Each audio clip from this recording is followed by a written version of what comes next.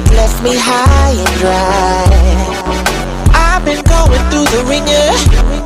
I need you in my life. Time seems crazy. I'm stranded in the desert. This life gets so hot, I need a sip of you, God. Cause you're like water when I'm thirsty, yeah. Drink, drink. You're like water when I'm thirsty. Drink, drink. Hey.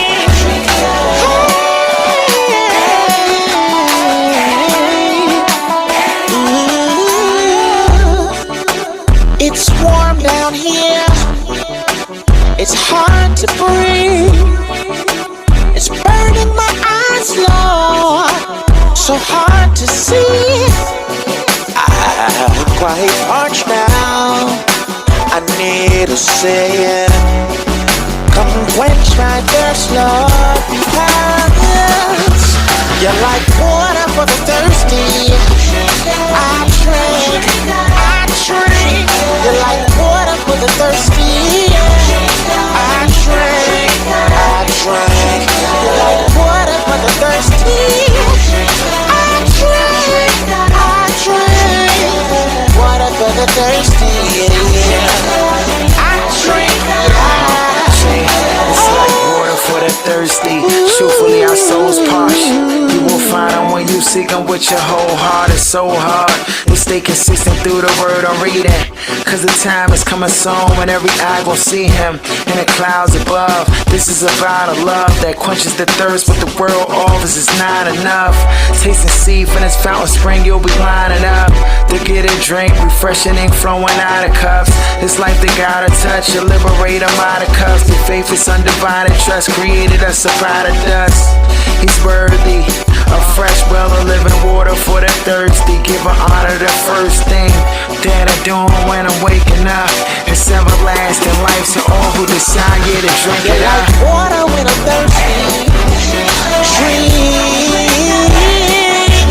You're like water when I'm thirsty. Drink. Like water when I'm thirsty. Drink. You're like water when I'm thirsty. Drink.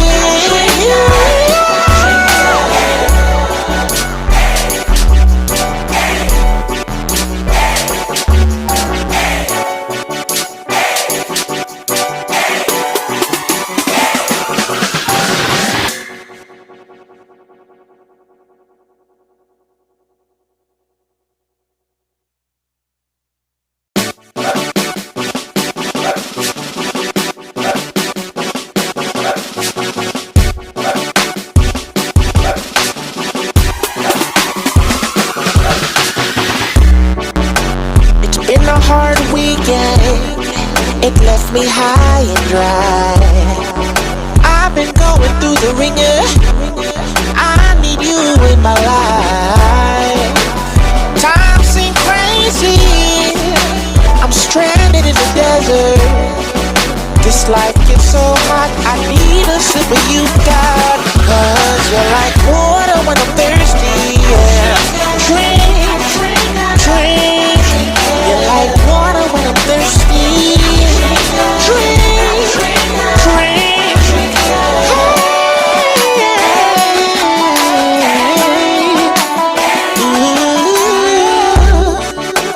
It's warm down here. It's hard to breathe. It's burning my eyes, Lord. So hard to see. I'm quite parched now. I need a savior. Come quench my thirst, Lord, because you're like water for the thirsty. I drink, I drink. You're like water for the thirsty. I drink, I drink. You're like water for the thirsty. I drink, I drink. Water for the thirsty, yeah. I drink, I drink. It's like water for the thirsty.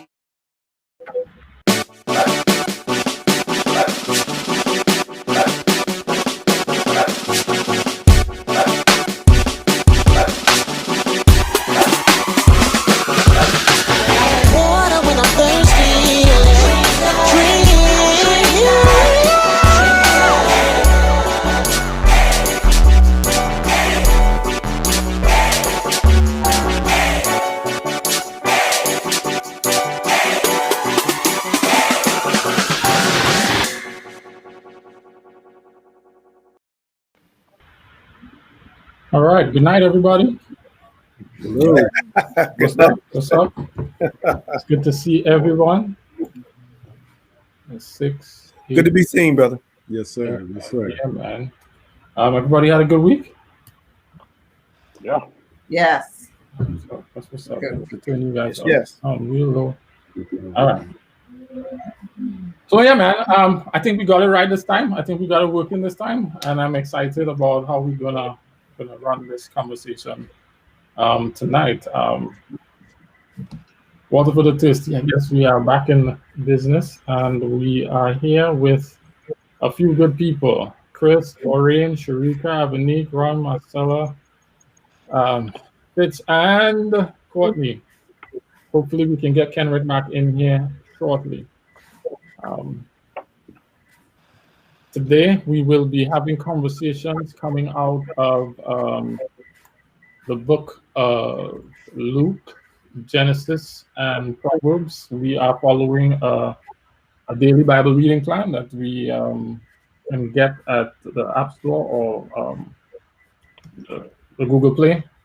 We follow it and we come in and we try to follow a simple process. We call it study, inquire, dialogue, apply, and share. And then we just kind of talk about it from there. You guys know how it goes. This is really for anybody who's doing this for the first time. We're gonna start it. I'm gonna start with Lorraine today to see how the word has impacted her and there was anything that stood out to her significantly. Okay. I guess I had a couple questions in Genesis. Okay. One of them was when Adam and Eve were in the garden, like in verse, what was it, 3 verse 11? Chapter Genesis 3. 3 verse. Okay. Yeah. When he said, and he said, "Who told you that you were naked? Hast thou eaten of the tree thereof I commanded thee that thou shouldest not eat?" So my question or the thought to myself was, the tree allowed them to know both good and evil. Initially, they didn't know they were naked. But was knowing that they were naked a bad thing? You know what I mean? Like God would have just told them that from the beginning if it's something they needed to know. So I was like, that's interesting. So it's like that was his signal that they ate of the fruit. I mean, not that he needed that, but it just seemed like, okay, who told you that you were naked? I was wondering if that was necessarily knowing that was a bad thing, or what did he mean by that? Any thoughts, anyone?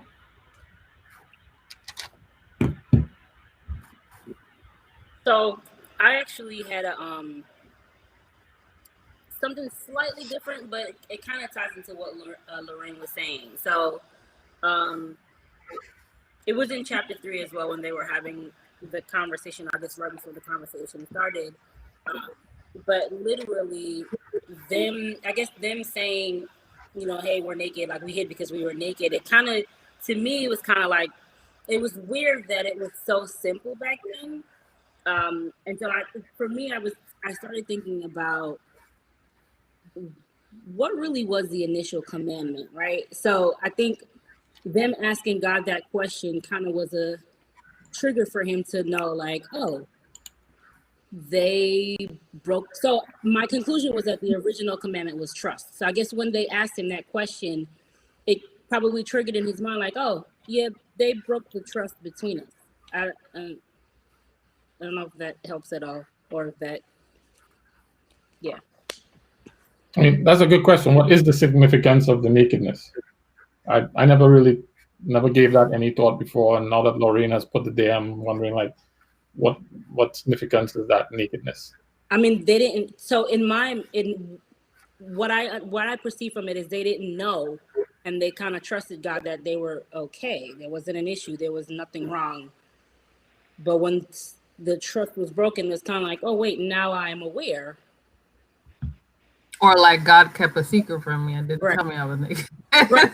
Or maybe they knew, but it didn't matter.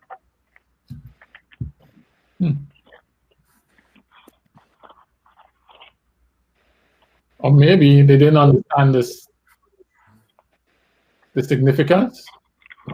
Well, yeah, it didn't matter. I mean, like, if I didn't understand the significance, I guess it doesn't matter. The significance of what? Well, or I didn't know, I didn't realize my state. It's like not being aware of my state. Like, But so yes, I guess. But what I'm saying is, it seems to me that one of the things the Bible is trying to share, or God is trying to share with us here, is before sin there was one state, after sin there was a different state. And so in the before state, they may well have also been naked, but it didn't have the connotations that it had in a state when they were now sinful. So now they feel shame. Yep. Right. That's the big thing.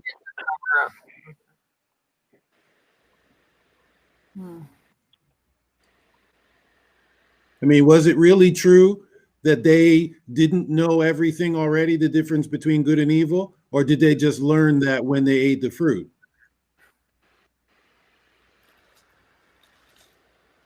So I think to an extent they did. So They did what? Which one? So I think to an extent they knew what good and evil was. Essentially at that time, good and evil was, hey, don't eat from the tree. That was the only rule. And if we kind of look at good and evil, it's really just good is I'm obeying what I'm told to do, and evil would be disobeying what I'm told not. Well, I'm disobeying. So technically, they did have a knowledge of good and evil. It just changed after they ate the fruit. That's exactly right. What the only thing they hadn't experienced was doing evil. Right. And that's the point. Satan wants us to believe that we're missing something if we're not sometimes engaging in certain evils. But in reality, they had everything already except evil.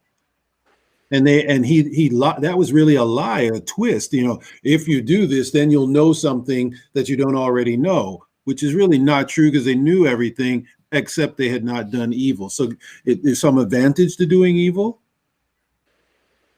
So the eyes of them both were opened. Verse 7. Mm-hmm. So they knew. So their eye. Okay. I mean, I guess it makes me think that there's some stuff they didn't know because God didn't feel they needed to know it. Just like how God doesn't tell us everything because you don't need to know certain things. At least that's in my understanding. Yeah, I mean, no, I think that's right thinking. The question is, how do we figure that out? How do we think about it? You know, and there may be multiple things. I'm not trying to say there's only one thing per se, but some things we might be able to decipher a little better than others. And we know that the issue of really knowing something new other than what God has said, those kinds of things, seems to have been a lie, you know, a trickery of the enemy to try to get her to eat the fruit in the first place, because so. I wonder if it's just an alternate understanding. So I was gonna say, sorry, Sharika, go ahead. So it's kind of like when I think about kids, right?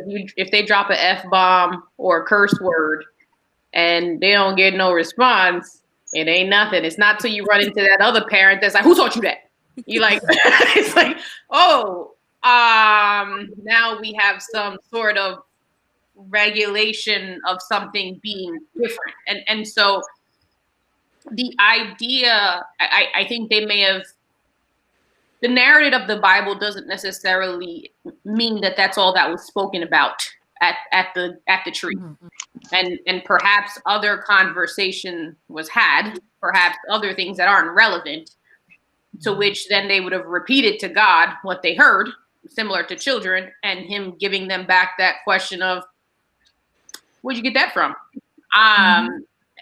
and having that experience. What you know about that? Right, like who you been around, right? Like that type of thing.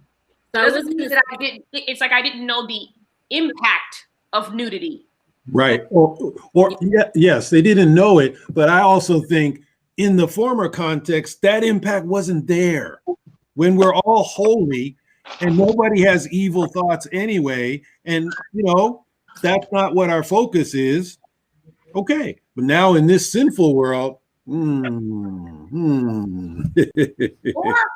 even the idea that they may not even understand good and bad just yet, right? Like I think. Well, that's the question I was trying to push on at first. Is that really true? Right, because I think at the end of the day, one's response, at least if I were certain things that I do as an adult, one's response dictates whether or not I'm right or wrong. I enter it in a very ignorant stance of I say something or whatever, and it's not until I get a response from somebody and I'm like, oh shoot, that's what that means, or I see where we're coming from. And so they could have literally just repeated what Satan said. You naked? Oh, okay. I'm naked. And guys, like, where'd you get that from? Like, like it may not be the good and evil thing may have not sit at that point. It may have been a toddler experience. I don't know. But I'm wondering why they felt that they needed to cover up themselves. Like, what about now realizing, oh, my stuff is swinging, makes them feel like I need to cover it up? Like, because you've been walking around with your stuff swinging since you have consciousness. So, like, why does it need to be covered now? That's right. I was going to use a way worse example than Sharif. I was going to say, it's kind of like, it's kind of like if they say crack is bad for you, right? They say. They say crack is bad for you? God. But otherwise, right? Yes, I think that's a pretty safe statement. Yeah, you could have went marijuana. That'd have been easy. No, I was gonna They say heroin is really bad. Right. And the most obvious example would be you have sex and you get pregnant, right? Now it's kind of like, that this is now public. I need to cover this up. So I think that was now a part of the knowledge, the new knowledge that they gained. Like, oh, wait a minute, I'm aware of my stuff and other people can see my stuff. If I'm aware that I'm naked, then, I mean, not everybody else because there's nobody else, but the angels could see me and animals probably could see me too. So there's now let me just hide it because it's not public. Right, but I think there's a piece of it of what does nakedness mean, right? Like, in some ways, they've attached nakedness to shame. And I think that's the piece that we don't know where their definition or understanding of I could be a nudist. It makes you uncomfortable. That's your problem. It doesn't make me feel shame. It's just. But I mean, so they were before they said, hey. Right, and that's what I'm saying. So there seems as if there was some other commentary involved to give them a negative connotation on nakedness that would steer them to be like, oh yeah, that's not good. For whatever reason that is. Or another way it could be is that this new context of sin, it was the sin and the context of being in that game, that's what brought the shame on. I always thought that nakedness, the nakedness that we think is a different nakedness, meaning that God's robe of righteousness was no longer there. Right. And the term that they use or that we use is nakedness.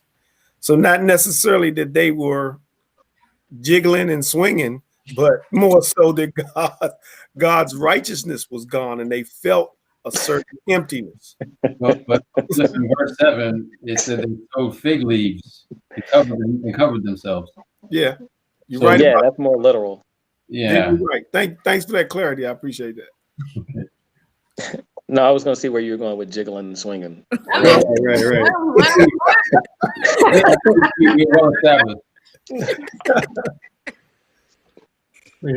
Jared made that very clear. Mhm.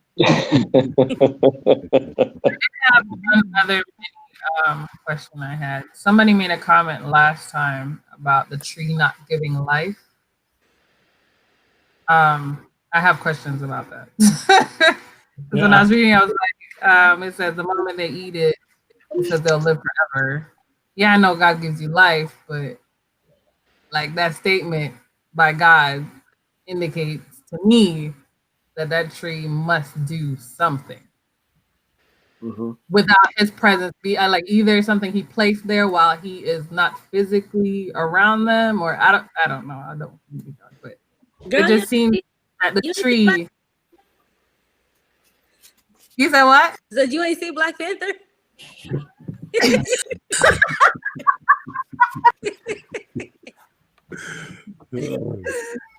Yeah, like it seems like the tree does something. So I don't know. I guess does it really? Did it really made them live forever? I mean, it said it, but I know somebody made a comment last time, and I was like, Absolutely. So yeah, you're talking about was this verse 22? Yeah, that's what it is. Yes. Yes. Mhm. I would imagine God's immediate reaction to saying that, behold, they've eaten from this. Now, if they reach their hand out and eat from this tree, they'll live forever. We got to get them out of here. That implies that there was something to be gained. Probably the very thing that God said would be gained, which was live forever. So he's like, you got to go. So I wonder if it's not one eat and live forever, but eating of that gives a sustenance that if you keep eating from that, you will continue living. And I asked that because once they got cut off from the tree, it took Adam a whole 900 years to die. And if he had some more of it, he could have lived a whole another 1,000 years. And the more people, the further away people got from having inherited genes that were partakers of the tree, the less they lived. So I'm wondering if the fruit, just access to the fruit continues to give life, and what they had to stop was the access to the fruit so that they wouldn't keep on living.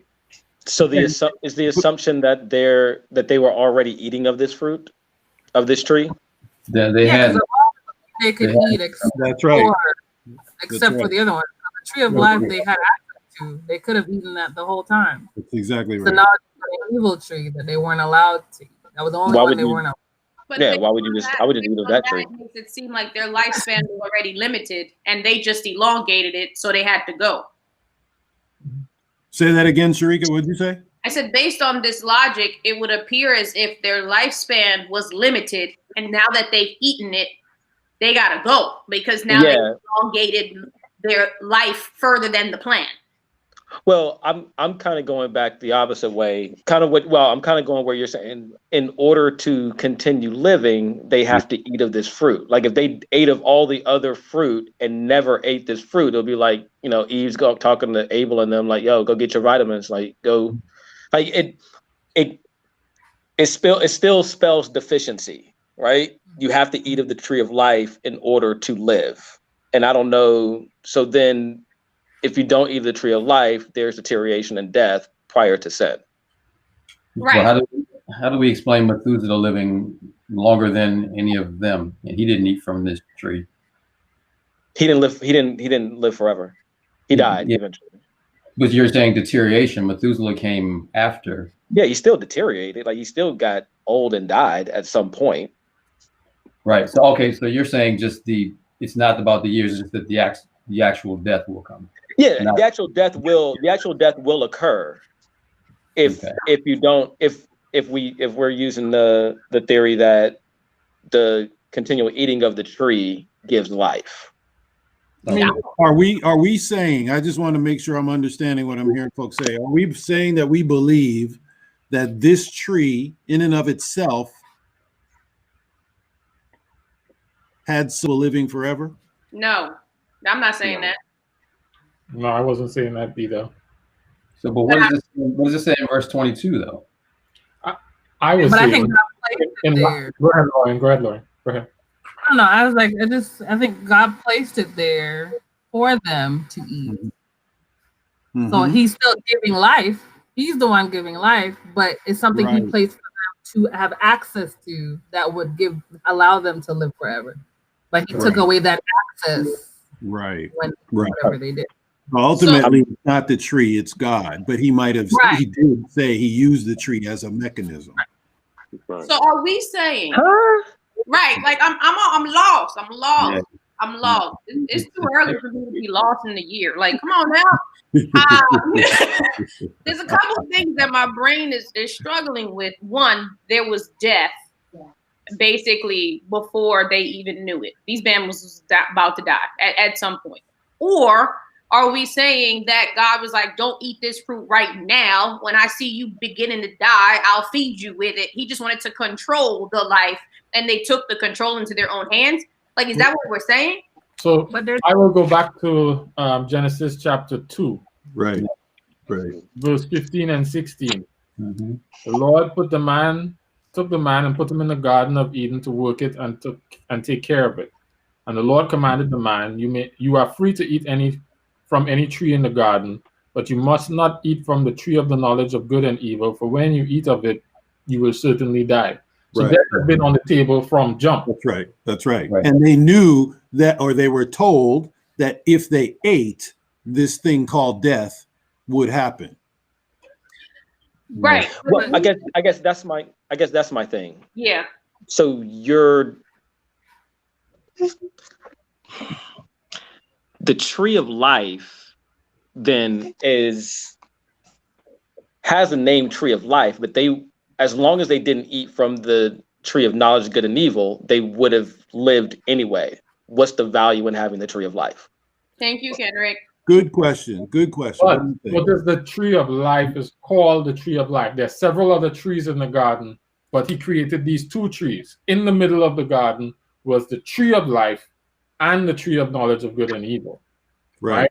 And when they sinned, he cut off access to the tree of life, because if they continue to eat from it, they will live forever. Yeah. I get that. So I guess my thing is, but the tree of life,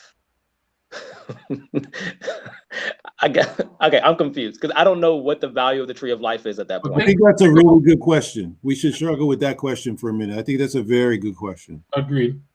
But I will say this: when he did not eat from the tree of life, right? Mm-hmm. He and his descendants lived an average of 700-800 years. None of his descendants ate from the tree of life. He was the last one to eat. He lived 930 years. His descendants, having never eaten from the tree of life, but because they were close in relation to him, they weren't as far down the line as Abraham, they lived several hundred years. So if once every 200 years you eat from that tree, it's possible that it extends your life, So you may not have to eat it every day in order to live. That's like something inherent in the tree that is almost like charging your batteries on a phone. You charge up your batteries, you run for a while. You don't need to keep charging your phone every minute, but you could always come back and it will charge your phone up again. It will keep on going so that your phone never dies. Okay, so living by continuing to charge it. So the tree of life was a battery pack. Wait. That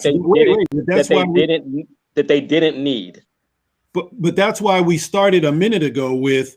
That's why I asked the question: do we really think it's the tree that's doing something here, or is it God? He said it was the tree. God said it was the tree in verse 22. Yeah, the verse tells you without the tree they would live. Yeah, well, yes, God said, "Eat of the tree." He gave the tree power to do something. I said it sounds like God gave the tree the ability to do something for them, not that the tree itself by itself was power and could make them live forever. He endowed it some kind of vibranium, whatever it is, something for them to do. What? Right. I didn't see that in the Bible. Life comes from God. I think we all agree with that. Life comes from God and only from God. So, but he can put it in whatever he wants to put it in. He put it in human beings. He puts it in plants, and he uses this as a mechanism. So, Right. but ultimately, it's God that's keeping people alive or not keeping them alive. I think that's important to sort Right. out here. But then we Right. get to, I think, Kenrick's question. Why would he do that? What's the purpose anyway? Because God didn't actually need the tree to keep them alive. So what was the purpose of the tree anyway? I think there's also a thought. Go ahead, Courtney. I think there's also a thought. Maybe I don't know if this is the thing with the group. Period. Are we assuming that they were made immortal from the beginning? Is that why it's hard to? Good question. Good question. And it goes with what Kenrick is asking. What do you guys think about that? Right. I don't think they were immortal. Otherwise, death would have been an option. Right. So why is it? That's I guess. Wait. Say that again. What'd you say? I said I don't think they were immortal. They were made immortal because otherwise death wouldn't have been an option for them. Right.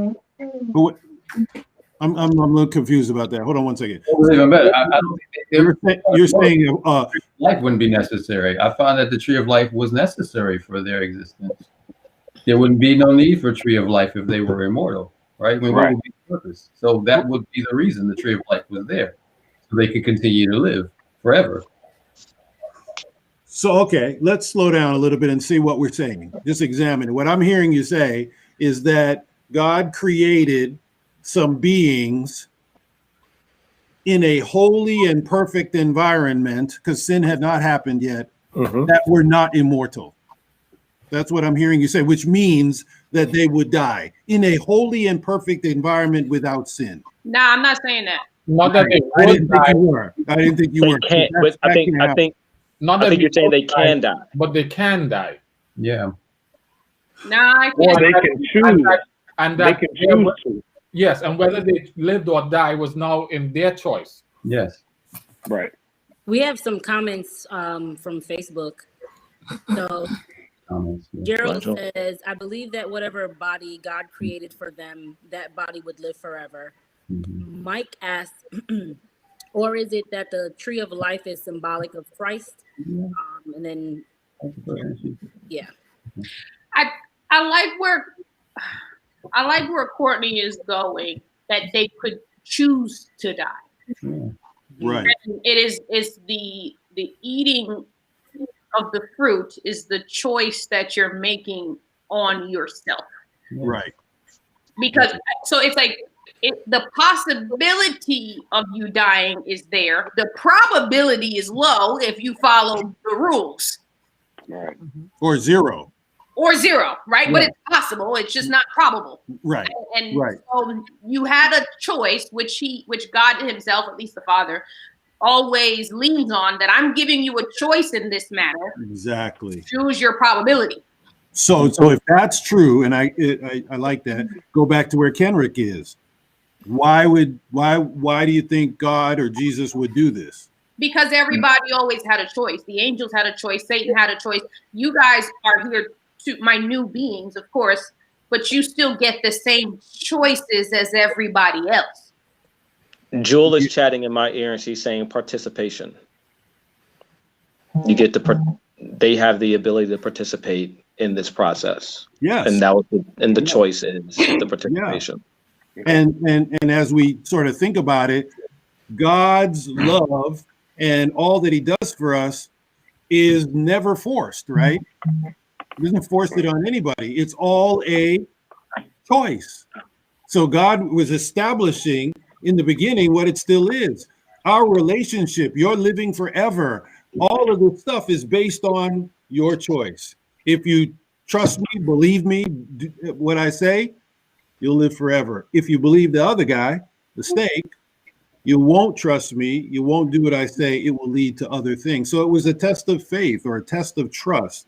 Right. It wasn't the thing that was keeping them alive. God was keeping them alive. And he could have done it 1,000 million different ways, but he put it in this place in this way because he did create beings who had free ability to choose either way. So choose life for choosing. Once they chose, though, they forfeited their access to the thing that was giving them life. And that's what sin does to us. That's exactly what sin does. Wait. I think No. no. Yeah. No. Wait. That's not what Chris just said. Right. Nope. That's not. Okay, well, maybe what did you say? Say it again, because I half heard I you. said once they made their choice, they forfeited the right to access the thing that is giving them life. Nope. Are you saying that thing that's giving them life is the tree? I think the tree is symbolic of the life that they are receiving. Yes, I think it's representative of it. I don't think it in itself is the life. Okay, so you are saying what Chris said. Okay. There's a couple of comments that came through that I think breathes a little life into this as well. Go ahead.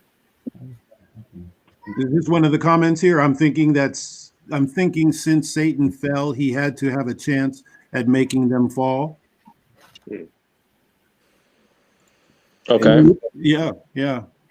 I mean, I think that's right. I mean, Satan had a choice, as we know. We all have the choice, and now that when Satan decided to make the wrong choice, his goal in life, ever since then, from Eve all the way to us, is to make us try to influence us and everybody to make the wrong choice. So yeah, right. You know, Or he presented another choice. I don't know if that's his goal. I don't know if that's Satan's goal at all. Okay. I believe. What do you think it is? I think Satan's goal is to, quote, show you both sides of the fence equally. And Why would he care about God's side of the fence? well, I think it's more so, why don't you care about my side of the fence? Right. Right. So, okay, so I'm playing a game here, right? I always want to meet Lucifer himself.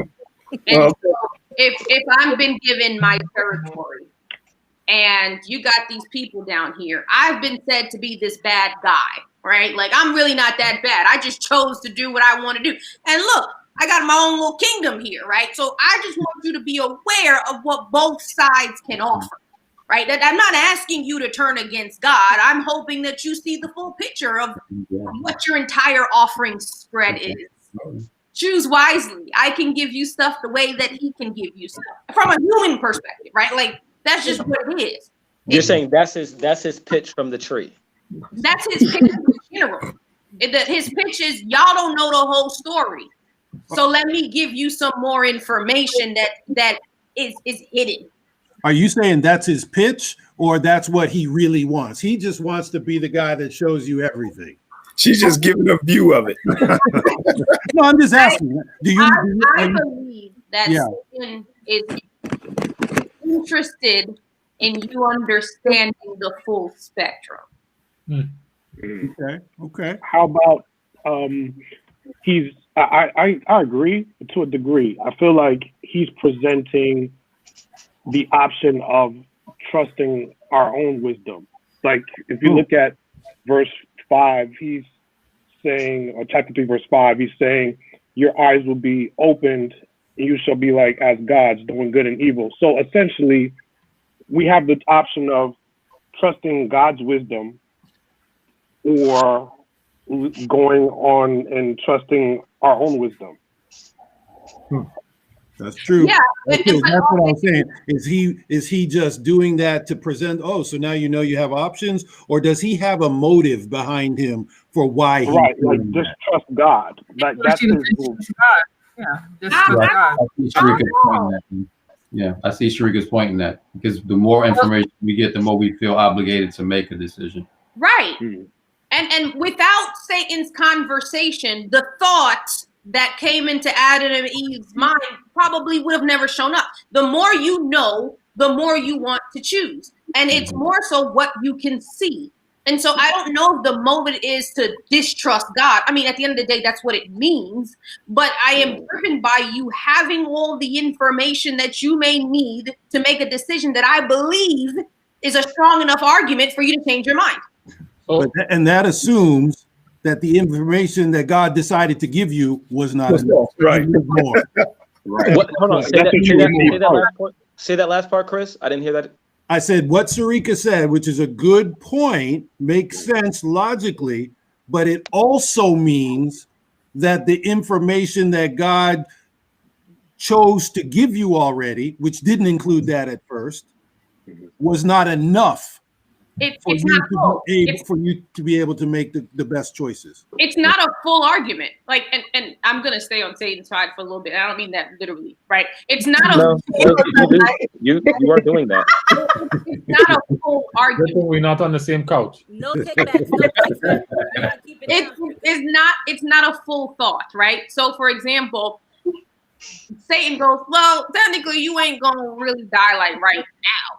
Right, like, and so the fact you made death absolute, God, technically it's not that absolute. Yeah, it's gonna happen, but there's minutia mixed in there, and of course that's abuse of ignorance. I'm not saying it's not, but to the mind of, well, God, why didn't you tell me that I had a good 2, 3, 4, 5, 6, 7, 8, 900 years before this thing hits? That gives me more information to decide what I want to do or not do.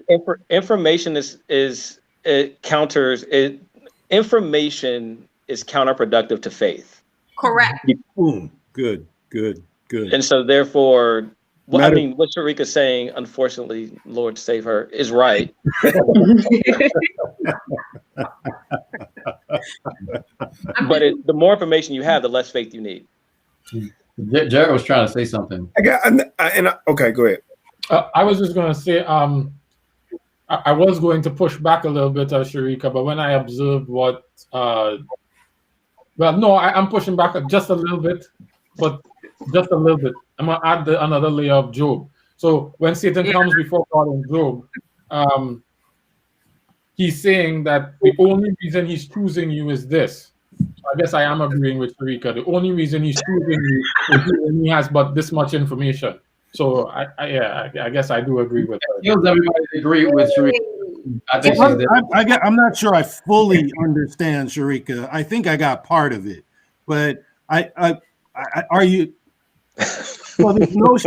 I thought I was agreeing with Kenrick too. He's serpent, man. She's the serpent. We were all sitting at this tree, and we're all like, "Okay, we'll eat, Sharika." Wow. So I will admit that we have some advantages today. So we have some differences. I don't know if it's an advantage or not today. Well, it goes both ways. Sorry, I keep changing. So we have the Bible. We have the Bible today that tells us some things that can fill in some gaps that we might not have. I was going to say Adam and Eve didn't have the Bible. Yeah, but they had Jesus Christ walking around with them every day. So that kind of makes a big difference right there. On the one side, we really don't have to wonder and try to figure out what Satan's goal is. The Bible is full of texts that tell us what it is. And he calls it the great deceiver. He's come down to this world from heaven like a lightning bolt trying to destroy everybody. And it's not even about us. It's about destroying us to get back at Jesus and get back at God. So we actually, but it's hard to get that just from Genesis, right? So that's why I didn't bring it in at first. But if we look at the rest of the Bible, we can put that to bed. Satan does not have any, I just want to help you in his Bible. But that wasn't what I was saying either. What I'm saying is, Satan, I am not here to help, hurt, or whatever. I am here to provide information. And I am providing information that, to Kenrick's point, is going to potentially test and lessen your faith. God has given you what he wants you to know. Seeing that I'm outside of the box right now, I'm going to give you some little inside information that it ain't as direct as you think it is. And I'm going to give you something to roam with. Right. And then I'm out. And if you, actually, you still have a choice at that point. Like, people make it seem like Satan is strong arming you, and all of a sudden you stuck on his side and you in a chokehold. No, you still are. You want more info. And so you kind of go that way versus going the Christ way to get the info. There ain't nothing wrong with it. So you got some comments. You got a bunch of comments. Yeah. Before I take them, I want to say to that point that Satan's information has just as many holes, so to speak. There you go. What I was trying to get at. I'm not saying it so while he is giving you more information, he's also, only giving you part of the story as well. I'm not saying that it doesn't. I'm saying that if a parent tells you one thing and someone gives you a pinch of information to pique your interest, that doesn't mean that it's full. It just means it's more that I had before, and I'm gonna want more. And so you've sparked the thought of research. You've sparked the thought of exploration, and it's in that the human mind gets lost. That's all I'm saying. And more is not always better. Right. There was a comment that came through that I was trying to catch up with, but I think it was Arlene that said that Satan, in a sense, and I'm paraphrasing because I don't see it in front of me, but Satan's view was from a skewed perspective because he was already lost. He already knew what he had lost. So his point was not necessarily to give you a different perspective. It was to give you his perspective. Yeah. Gave people on his side because he already knew what he lost out on. Another point that came through, and I think this was Mike. Mike was saying that, and I'm paraphrasing, you got to look it back up. I think Mike was coming from the perspective of saying the tree of knowledge of good. The tree of life may have been created specifically for humans, for us only. I mean, for Adam and Eve only. And the only reason I'm paraphrasing that and thinking that's what he was saying is because the angels are still living. Like the only way to get rid of Satan right now is to burn him. He hasn't eaten from the tree of life since he hasn't eaten from the tree of life. He's lived way past anybody else that's been on this earth and still living. So the only way to get rid of him. That one again, Cliff. I missed that. I was reading the thing here and I missed what you I'm sorry. Yeah, because there's a lot coming through, and I'm trying to process it as well. No, I was saying the angels, and specifically Satan and his crew, have not eaten from the tree of life. They're still living. The only way to get rid of them is to burn them. Is to burn them up. So I'm paraphrasing what I think Mike may have been saying. I could be completely off. You guys got to help me out here. That where Mike was just referencing that the tree may have been created for Adam and Eve. Oh, right. Like that is not something that is necessary, but it was created for us humans. Yeah, so let me say what I was trying to draw out before, because I think we're maybe getting a little confused. I think you're right. I think Mike is right about that.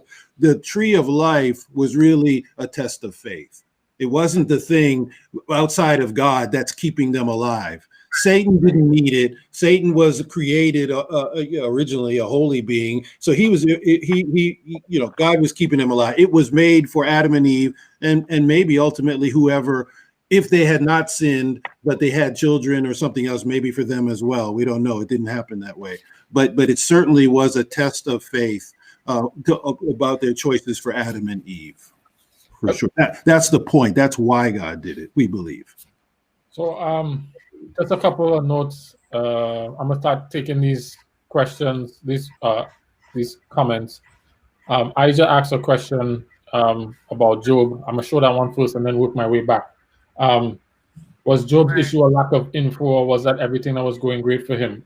Which her question helps to make the point that Sharika is making and that I was adding on to, which is, what's the reason that these people are going to choose you? Right? If they get a little bit more information and they don't believe you, will they still trust you? If the circumstance gets a little uncomfortable, will they still trust you and serve you, be faithful to you? Like, so he appears to be challenging whether these people are going to be, faithful to you. If they know more. If they know more, or if their circumstance is not great. Like, what's the basis? Why are they trusting you? And that is a direct insult to God and to Jesus because of what we know in Proverbs 3, 5, and 6. Yeah. Proverbs 3, 5, and 6, everybody knows, you might not remember, but it says, trust in the Lord with all your heart, lean not unto your own understanding. That's the human condition. We want to determine, we want more information. God is saying the relationship I want with you is a trust built on faith through the evidence of what I've done, not on what you can figure out or what you know. And so that, although they may not have recognized it because they didn't have the Bible, they had what God told them. But we can see now, thousands of years later, and have the Bible, that those words were a direct assault on on how they were seeing, viewing, and thinking about God, which God speaks about here. And he knew the human condition would struggle with that. I do want to also comment on this. I don't know that at that point Satan knew he had lost eternity. And I say that because of some things that Jesus says in the book of John about the prince of this world. Yeah. And the story of Job and Satan's ability to move back and forth and that he had on earth. Right. Like, he lost when Jesus did his thing. Yeah. And even Revelation says that he was thrown out and he knew his time was short. And so it was like Jesus conquering takes this thing back from him, and now he's being kicked out. And I think it's akin to what we see kind of happening now in our own politics, and I'm just using it for illustrative purposes. The victory went to Biden in the process. This dude is still in charge and he's being transitioned out. He knows his time is short. So he's lost at that point, right? And so he's being removed. And so whilst that is happening, he's still in charge of this. And I say that because even in Revelation, it talks about the dragon having this authority that he gives to the beast, which means he's legitimately in charge of this space, at least until he's removed. Right. Also have the Bible saying, sit at my right hand until I make your enemies my footstool or your footstool. So there's this dynamic that he still has this measure of rightful authority that I don't know that he lost at the garden at that point yet. I think he was still making his case and still, navigating that space. But that's just my own personal thought in response to this. And I'm open to have others share a different view. Audrey says, I've always looked at it from the standpoint that God is setting up evidence for his case that he has already won. Isa follows with, I believe Satan's goal is company by any means necessary. Why? Because that's what misery loves. I saw that comment, and that bothered me, right? Is there an assumption that Satan is miserable down here? Is there an assumption that he's not quite content? Right? My role still goes on for like another 11, 15, 20, however long y'all want to play this game. So, and so I say that because I think we were raised to believe that, my goodness, I got kicked out. It was the worst thing that ever happened to me. And now I want you all to listen. I'll be like, I'll holler at you later. Deuces. I'm going to go down there. Like, go to the other club. I'm going to be in the other club. Like, and so where do we get this message that Satan is miserable?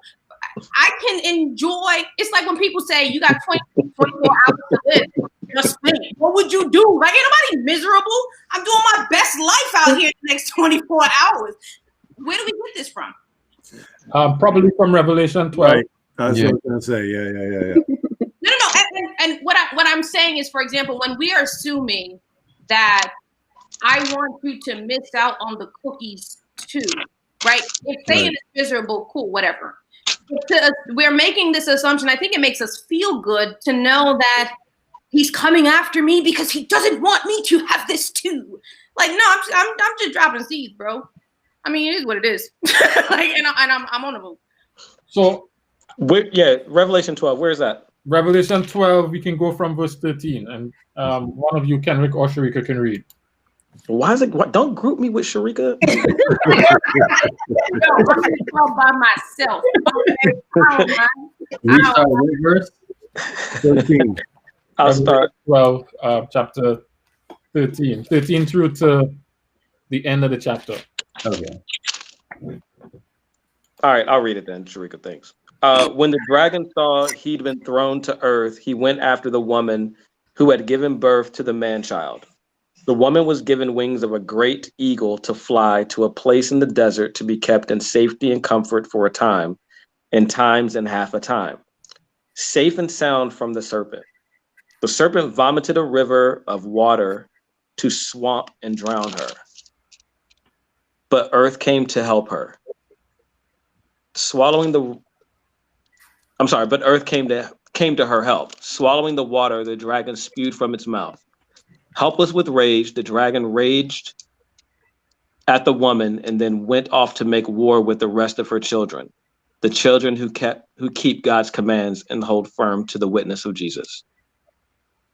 So question, is this the part where Jesus saves us from the earth and Satan gets, to your point of he's finally defeated after Jesus does his thing, and then it's war on the world, right? Is that what we're saying? But before that, where does it show misery or this level of disdain that we claim that he has? So I personally think, Sharika, that it's a blending of the times, and so we think that we may have a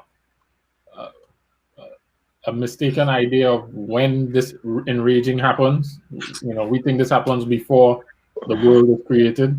I would say I see a little on this point. I think I see what Sharika is saying. I was struggling on the last one, but I think I think I see this one, and I actually think she's right on this one, in the sense that. Let me give you a crude example. I'm not going to say that one, but say a mob boss, whatever. They've been doing everything wrong for years, but yet say a Mexican mob boss do that. There's nothing. They don't have a right bone in their body, but they're extremely wealthy. They're living in mansions. They've got whatever it is that you and I might want in life, they got 10 of it. And so if you ask them, are they miserable? They would probably tell you no. In fact, that's what at least we believe and we see that they do say. Doesn't really mean that that's actually what's inside, but it's at least what they say. They're not miserable, right? And from on the outside, many people idolize that life because it's big house, big car, a lot of girls, a lot of guys, party, all that kind of stuff. And it may be that Satan is kind of like that. He's got millions of angels that do his beckoning will, and he's down here on a mission to do something. Right now, he may not be, quote, miserable. But the Bible, and I do think that it's not so much about us to get us to be miserable, but by getting us, it's his only way of getting back at the one he is angry at. And so he is determined to try to take as many of us out as a way to get back and trying to prove that God is wrong. Ultimately, it failed, but anyway. And then the final piece is, but we do know there will be a time coming where he will be miserable. Revelation talks about that too, the 1,000 years. When the righteous have been taken to heaven, after the first coming, and then the wicked that die, and Satan, the Bible says, is chained to this earth, and he has nobody to tempt. He has nothing to do but to think about what he has done. That will be miserable for him for those 1,000 years, and then the end will come. So I actually agree with her. If I'm thinking about it right, the way she's saying on this kind of point. But isn't that also from a skewed perspective? That's only from a sinful perspective that we had, because if the shoe were on the other foot, like say, God forbid, let's say Adam and Eve never partook, and God created another race that partook, and we were in heaven getting the full picture. There's no way in the world I would be looking down here saying those folks are having fun, and I wish I had. Oh, I agree. I agree. Yeah, it's not. I'm not saying he's having fun, but because we only have this and whatever, we can imagine something else being better than this to look at without actually knowing that. We have this skewed perspective on what that means. And If we had a glimpse of heaven, I'm quite sure everything about my life would change. Not only that, Cliff, I think that's a good point, right? Like, this is, in many cases, people are serving God in fear of the level of misery that they think Satan is living in. Okay. It ain't got nothing to do with God. It has to do with the fact that I don't want this thing that you have given me, and I compare it to what I understand misery to be, and therefore I don't want that times 10. So I guess I'm gonna follow these rules. But is that really? I think you make a good point. But is that really following God? No. I'm not saying it. Back to I the, hear you. Yep. the macro versus the micro. Right. But I think some of us find comfort in thinking he's miserable. That turning against God is misery. I don't want that, so I'm going to try to trick God to believe that I'm on this side. And it's kind of like, all right, we can play this lovely game if you like, but El Chapo's El Chapo. Like, I mean, and the drug lord is the drug lord at the end of the day. And so I'm still playing my role. All I'm simply saying is we are finding comfort in these personas that we've created about Lucifer and his friends because it's the fear that we have of the inevitable, which we've never had a glimpse of. To Cliff's point, we don't know the best and we don't know the worst. It's whatever we've made up or God has allowed us to give us in our head. Yeah, I know when Torch writes his next play, I know who we're going to get to write the other perspective. I think that there's some truth in both of them, but I think one thing that the Bible would tell us, though, that whether we recognize it or not, whether we realize it or not, life aside from God is misery. Yes, but we have to figure that out for ourselves. God's not going to force that on any one of us. All right. Let's bring some other people to chat. Timothy Skinner says, death came as soon as sin came. Remember, God sacrificed an animal for their coverings. True. That's a good point. Mm-hmm. I have that from Audrey says, for starters, humans are created after Satan challenges God's glory, stating that angels worship him because they have to. So God, the Trinity, decides on making a plan of humans who have free will. He creates, I'm going to have to read it because it's not going to show. Sorry.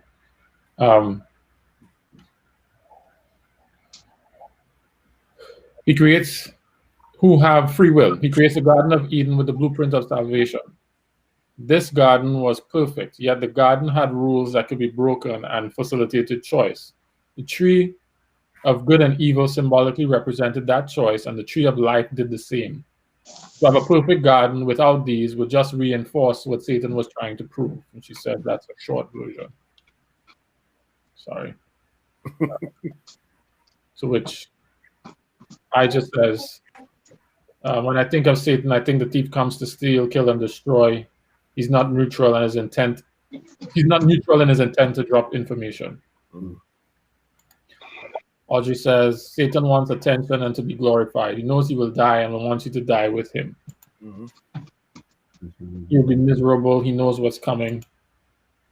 If not now, later. Timothy says, separation from God is misery. Arlene adds, Satan knows there's an end to him, which is the opposite of what Christ offers, eternity. And finally, Gerald says, we see in the Bible that Satan tried several times to keep the birth of Jesus from happening. He went after God's chosen people. He tried to kill the family. And then he tried to kill Jesus. Mike asks, so sin didn't exist when Satan rebelled? I was going to ask that same question. Can we, before we go there, all right, so I was trying to be quiet and let just Sharika get hung on this one, but that's not gonna happen. So I'm assuming that we're thinking at some point separation from God is misery. Well, that's actually a good question, because I think this story in Genesis starts to illustrate that point. Answer to that. Because it's not, there are people who are separated from God who are not miserable. But we really know that. Right? We don't know that. Go ahead. Was that again? We don't know if I don't think we have an idea of what separation from God actually is, since he has created us and he's over this entire earth. We have not been pulled away from him. Now we may not have a relationship, but he's still around and amongst all of it. But something I don't have the idea of. No, go ahead. I'm sorry. No, I don't feel we have the idea of what that is to not have God at all around us. We don't have an understanding of that. Yes, So sir. we're saying so we're not saying separation from a personal relationship with him. We're saying separation from Separation, period. Meaning okay. he's here and they're there, and never the two shall meet kind of separation. Okay. So I think we're talking about several things. I would look at it a little differently. That is one way to define it for sure. And I agree with Ron, we're not at that point. But I also think God desires from all of us, based on the Bible, a close personal relationship. Absolutely. And sin gets in the way of that. It's not to say you don't, at least in the beginning, have no relationship, but it gets in. I think it's Isaiah 59. It says that it's not that my hand is too short to help you, or my ears that I can't hear your cry when you pray, but your sins have separated you from me. And that's what sin does. It doesn't mean that when you sin one time, no longer God has anything to do with you and you can't pray to him anymore. But even if we don't recognize it, sin has that pulling us away from God, and we have to go. So I see it more as not this sort of, yes, you have it, no, you don't, and there's a wall between, but as what's the degree of the relationship, and where do we want to go with it? Yeah, I mean that. Also, let's not get this twisted, man. The father of sin is a narcissistic, sadistic serial killer. And if God were to pull his veil of protection and grace away from us, he would waste no time taking us out. That's and right. We would see the full extent of what sin actually is and what the father of sin is all about. Right. He would take us out in a heartbeat. That's why it says that's why it's impossible once God after the sealing, and once God removes his spirit, there's no possible way of connecting again. Period. Yeah. Good point. Go ahead. Here's what's interesting, right? Mm-hmm. I think your point proves in many ways this isn't about us. Right. We want Satan so badly to care about us. Watch out. About us. I think it was Timothy who said, even, and Jared said it again, this is about his anger with the Father. These boys, these mob leaders have problems. Mm-hmm. And you guys are collateral. I am collateral. You are prisoners of war. And so my bigger leader is protecting his army. He understands, again, and he'll kill some of us when he feels like it, right? Depending on what the situation is. So it is what it is. But I think he gets so lost in Satan hates humans. No, he don't. He got a hatred for God the Father and what happened to him. And for whatever reason that hatred is, but we just not that darn important. I'm gonna need us to come to terms with it. You're collateral. What happened? But like a parent who the way you get to most people is by hurting who they love.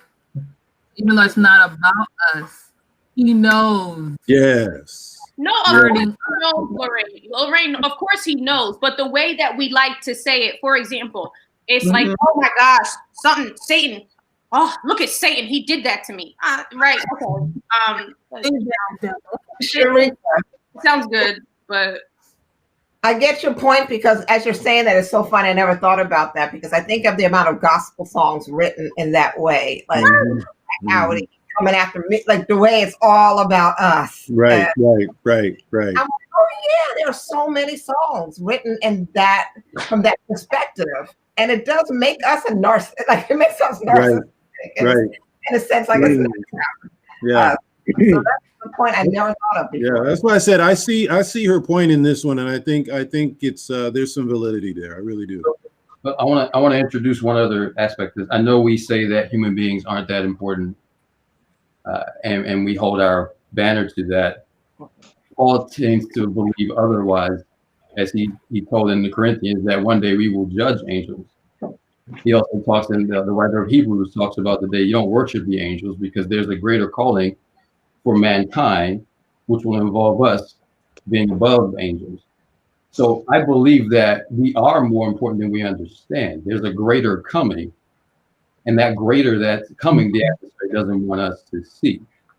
So having us believe that we are nothing, that we're less than, is a device of him as well. There's more coming. Yeah, I think the nuance here, and that's why it was a little confusing, I think, to all of us, what Sharika was saying at first, is that in reality, Satan is angry at God. Right. He go, like Lorraine was saying, he'll go through the children to get at the parent. And so, you know, that's true. But the other side of the coin is one of the reasons he goes through the children is because we are extremely valuable to our Father. Yeah, he's so valuable. He came down out of the universe, gave up all of that stuff, and died for us. So it's not really that we have no value. It's we have no value, no intrinsic value to Satan because he's really getting at God. But we've got all the value because our Creator died for us, loves us, and is willing to do anything for us if we just say, "Please help me, Lord." Right. So, can I take 2 comments? Yeah. Benjamin through Audrey is saying, I do wonder if Satan, just like a person we know, is in denial and still thinks he has a shot at winning over heaven and prove God wrong. Yeah, you know, that's an interesting question. That's an interesting question. Yeah, just like what thoughts you guys have? No, before we, because that will take us in a whole nother. Yeah, it is. That's what it is. Particularly when you talk about Armageddon and the whole army trying to take the city, I'm like, that doesn't make any sense. But yeah, they think they have a shot. Is that an inside joke? Is that something that we have to talk about after hours, just like a person we know? Sharika? Something like that. I got you, Rod, in this episode of Blow Rod. Blow Rod's mind. Tune in. I had a thought surrounding why Satan hates, well, connected to Satan's dislike of us that I wasn't going to share until I saw this note from Daryl. He says, we're made in God's image, so he hates us by extension. Yeah, it's a good point. And I think about the people who say he's just like his father and he vexed with his father, so you abuse the child or you react to the child because the child reminds you of the parent. Yes. And so I'm wondering if that may be part of the experience that we might be having as well. Good point. Lauren, did you get an answer to your question? Because we started in your question and ended up all the way over here. So I did. All right, Cliff, I know you had a question about Genesis. It was Genesis, right? Oh Lord, I had Wait. Hold on. Don't do I don't know if you want to come to me. I don't know if you want to pivot to me. Oh yeah. Talk to me a little bit about your thoughts around Isaac and Jacob.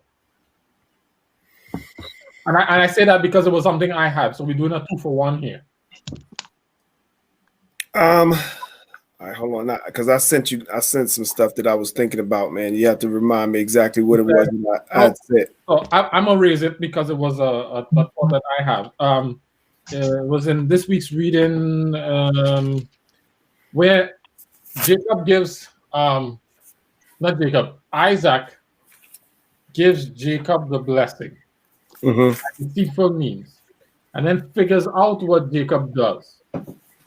When Rebekah, through her more deceit, arranges for Jacob to leave, when Jacob goes before Isaac doesn't even mention the deception, and then gives him a further blessing. Yes. And then to me, it was even more striking that he walks away, starts his journey, falls asleep, and God comes to him, having obtained all of this by sinful, deceptive means. And God says, yeah, I'm going to take care of you, and I got you, and I'm going to bless you in the same vein and promise, even though the way he went about it was so not appropriate. And it just was striking to me, those two actions by both Isaac and God to affirm this blessing that came by these means. And I don't know if that's where you were going, but that's the thought that I had. No, that's exactly where I was going. I was just, again, you read the Bible over and over again, and you come across things, and just something just kind of stuck out to me. That whole scene of giving up the birthright, the whole scene of obtaining the blessing through deception, and then how he just kind of shrugged it off. He was like, I just blessed you. He's like, no, Father, that wasn't me. And he's like, well, I don't have one. He's like, Father, please just give me some blessing. I ain't got a blessing for you. He's like, can't you bless me at all with just a little bit? Nope, can't do nothing. But then he turns right back around and he gives Isaac even more of a blessing. Like, even though, like, yeah, I mean, you just explained it. I don't need to really go over it again. But that whole thing just kind of stuck out to me this time. Like, wow, all of that was still through deception. How do you wrap all that? When you think about it, how do you wrap all that around justification? How do you justify all that? Because it was all through deception. So I think that, so I listened to a sermon, this was years ago, by Andy Stanley, and he talks about the story, and he kind of ties it into having control over your appetites, right? So the point that he was making was that Esau was kind of like real lackluster or real careless with his birthright. And in the moment, he felt like, oh my gosh, nothing else matters than what I want right now. What he wanted was a bowl of stew. But it seemed as if the only thing that mattered to him at the moment was kind of like, no, I need to satisfy this thing. And I don't really, like, what is it going to do to me if I drop dead from starving? And so I think the fact that he was so like careless with it was kind of like, okay, yeah, it was deceitful the way Jacob went about it, but it kind of seems like Esau didn't really care for it. Like he wanted the blessing that came with being the firstborn, because that, like, you inherit stuff, like you're first in line for whatever comes next. But I think that his lackluster attitude was probably, I'm assuming, this isn't biblical, I'm just assuming, but I think his lackluster attitude is probably what made God just like, yeah, I'm gonna roll with the deception. Yeah, I mean, part of me thought, not this, I think somebody just put it up in the comment. Part of me thought was, okay, he did say, yeah, you can have this for a bowl of lentils. So, I mean, in me trying to make sense of it, I was probably like, okay, well, maybe God said, okay, he did legitimately give up his birthright. But I still was wrestling with the fact of how it still was obtained and blessed. And that even though the person who was supposed to bestow the blessing knew and found out, he had nothing to do or know about, this arrangement that they had. Still, once he found out, he gave the blessing under less than truthful means, decided to put more blessing on top of it. The other piece that stood out to me, Cliff, was how Jacob, knowing what his deception caused, knowing he got the blessing, yes, but knowing that he now has to separate from his family, don't know if he's ever going to go back and see them, don't know what he's going to. The fact that God comes to him and tells him it'll be all right, I got you. He then makes a commitment to God because of that. And I'm wondering if it's the knowing that I wasn't right in this, but you still want me anyway and still want to be with me anyway, that is what puts him in a place where he kind of makes this commitment to God that he never really shirks from once he goes on his way. And I'm wondering if that's why God didn't so much chastise him for it, but kind of affirmed him, because he realized that it's kind of what he needed in the moment. And he didn't really, at that point, Jacob didn't even really show a posture of rebelliousness against God, even though he was deceitful. And I'm wondering if that also played a part in the way both God and Isaac dealt with it, because they realized that Jacob didn't come in here, hey, give that to me, I want it. His mother kind of put him up to it, and And so I'm wondering if that played a part in the way God, and I guess I'm really concerned about it because, and Chris is the one who's put me on to this thing, that the way God deals with people who we would say he shouldn't deal with, and he blesses them and loves on them and walks with them. That's kind of why it stood out to me. you know, and I just hope he would love on me, continue to love on me the same way, you know. That's I was just going to say that. How many times have we done stuff that we know ain't right, and God hasn't struck us dead? We got away with it. I mean, nothing happened, nothing that we could discern about it. So he is doing it to us, and I think in understanding that story and looking up front, it is confusing. Think about, though, you haven't gotten to it yet, but we're going to read about 40 years later when he comes back, and then when he wrestles with the angel. That's how helps you understand even this first part, because what Jared is saying is beginning to happen is really when it comes to its fullness there. But yeah, God, it's really showing the goodness of God to all of us. Right. I wanted to add something because this kind of stood out to me as well. So one of the things every year I try to go in, since we're reading the Bible, and every year you try to have a new clean perspective. So every year I kind of pray and figure out, how I can go into it. So this year I've been focused on going into it without the concept of right and wrong, without judgment, without just looking at the text for what it is and what the Spirit could show me. So even as y'all were saying about, the things that we look at this as right and wrong. So I'm looking at this passage here, not observing how I feel about their behavior. But there's something that stuck out to me was that, and I'm trying to find where it is, but who is it, Rebecca? So the Lord tells them he knows, he says that, the younger will lead the older before they're even born. It's laid out. He knows, he says what's going to happen, not in detail, but we know that the younger is going to lead the older. So it's playing out according to what he says will happen. And then he explains it in Hebrew, why, obviously the issues that Esau, there's no blessing for Esau. He gave up his birthright. That was a huge deal. Mm-hmm. And we have to understand why that's a huge deal. Like, I think we can't skip over that. That's extremely important for us to understand why that mattered to God. Yeah. Mm-hmm. And then as he goes into Hebrew 12, he kind of puts it out there as far as this, just what he says, godless like Esau. He brings it up again because he clearly was disturbed by that. So in my eyes, their actions, who did what to who, is not the importance of this. It's what God is trying to show us through this. And if we focus on the people and right and wrong, then we can miss what the Spirit needs us to see through this. That's just for me, obviously. That's my perspective only. I think it's good. Yeah. The crazy thing about the word is that there's so many levels to it, right? And you might get some here, I might get some here, someone else here, or you read it the first time, you get something, you read it the second time, you get something entirely new, right? And you could keep doing that. It's the only book I know that every time you read it, with the Holy Spirit's help, you can get something new. Mm-hmm. Right. I have a question. Who's that?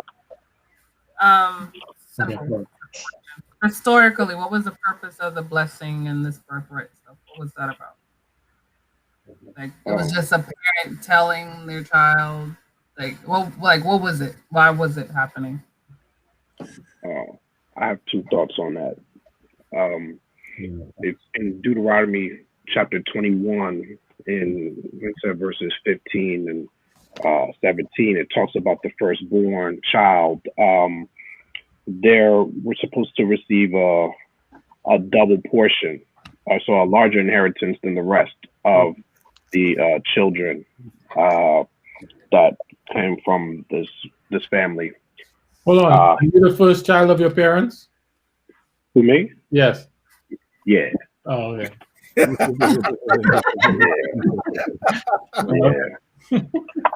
Yeah. Go ahead, continue. I know they're watching. What's up? No. And then secondly, I'm trying to find the verse, but I know it's in the New Testament. We talk about the firstborn also has the rights as the priest. of the family also. So I feel like it's a two-part thing. It's the inheritance, but also that priestly role.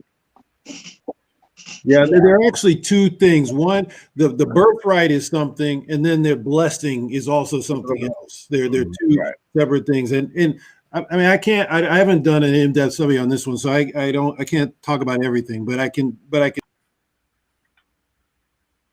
tell you which is, you know, the Hebrews believed in all of the prophecies that were pointed to a Messiah ultimately, right? And that they knew that it would come through the line of Jacob. And so every male child, the firstborn, the question was, is he going to be the Messiah? And every Hebrew woman wanted to be the lady that had the Christ.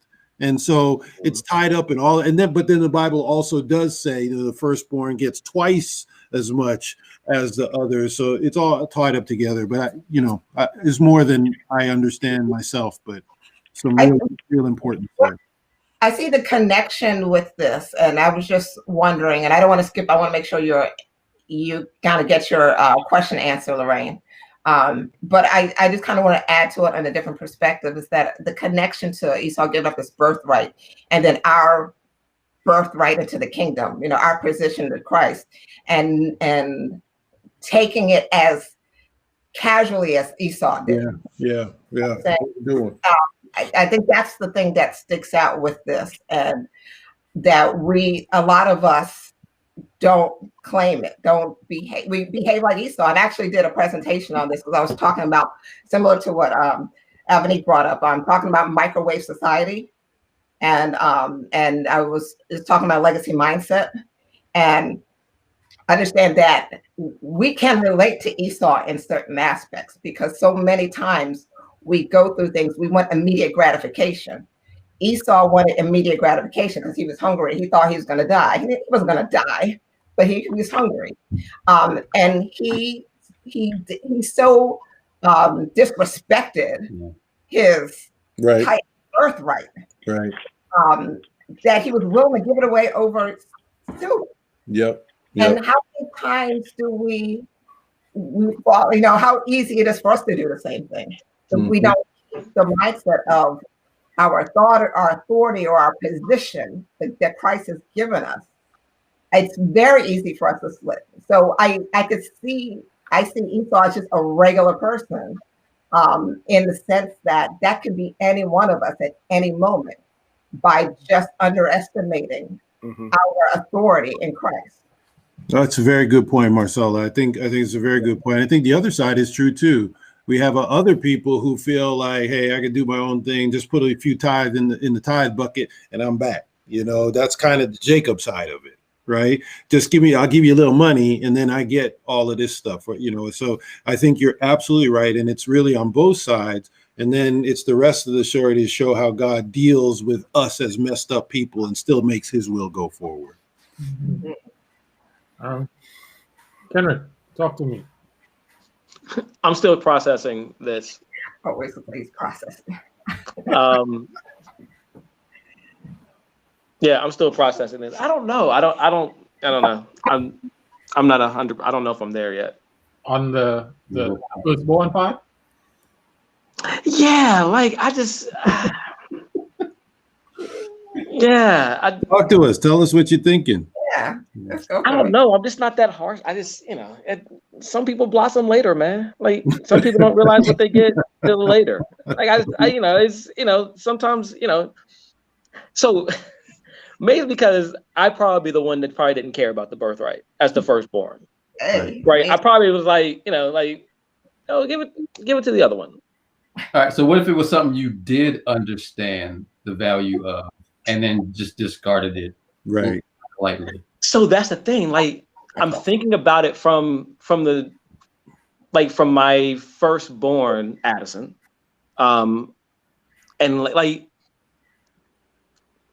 and maybe it's because I'm an American and I don't, it's not that, I'm not in the culture.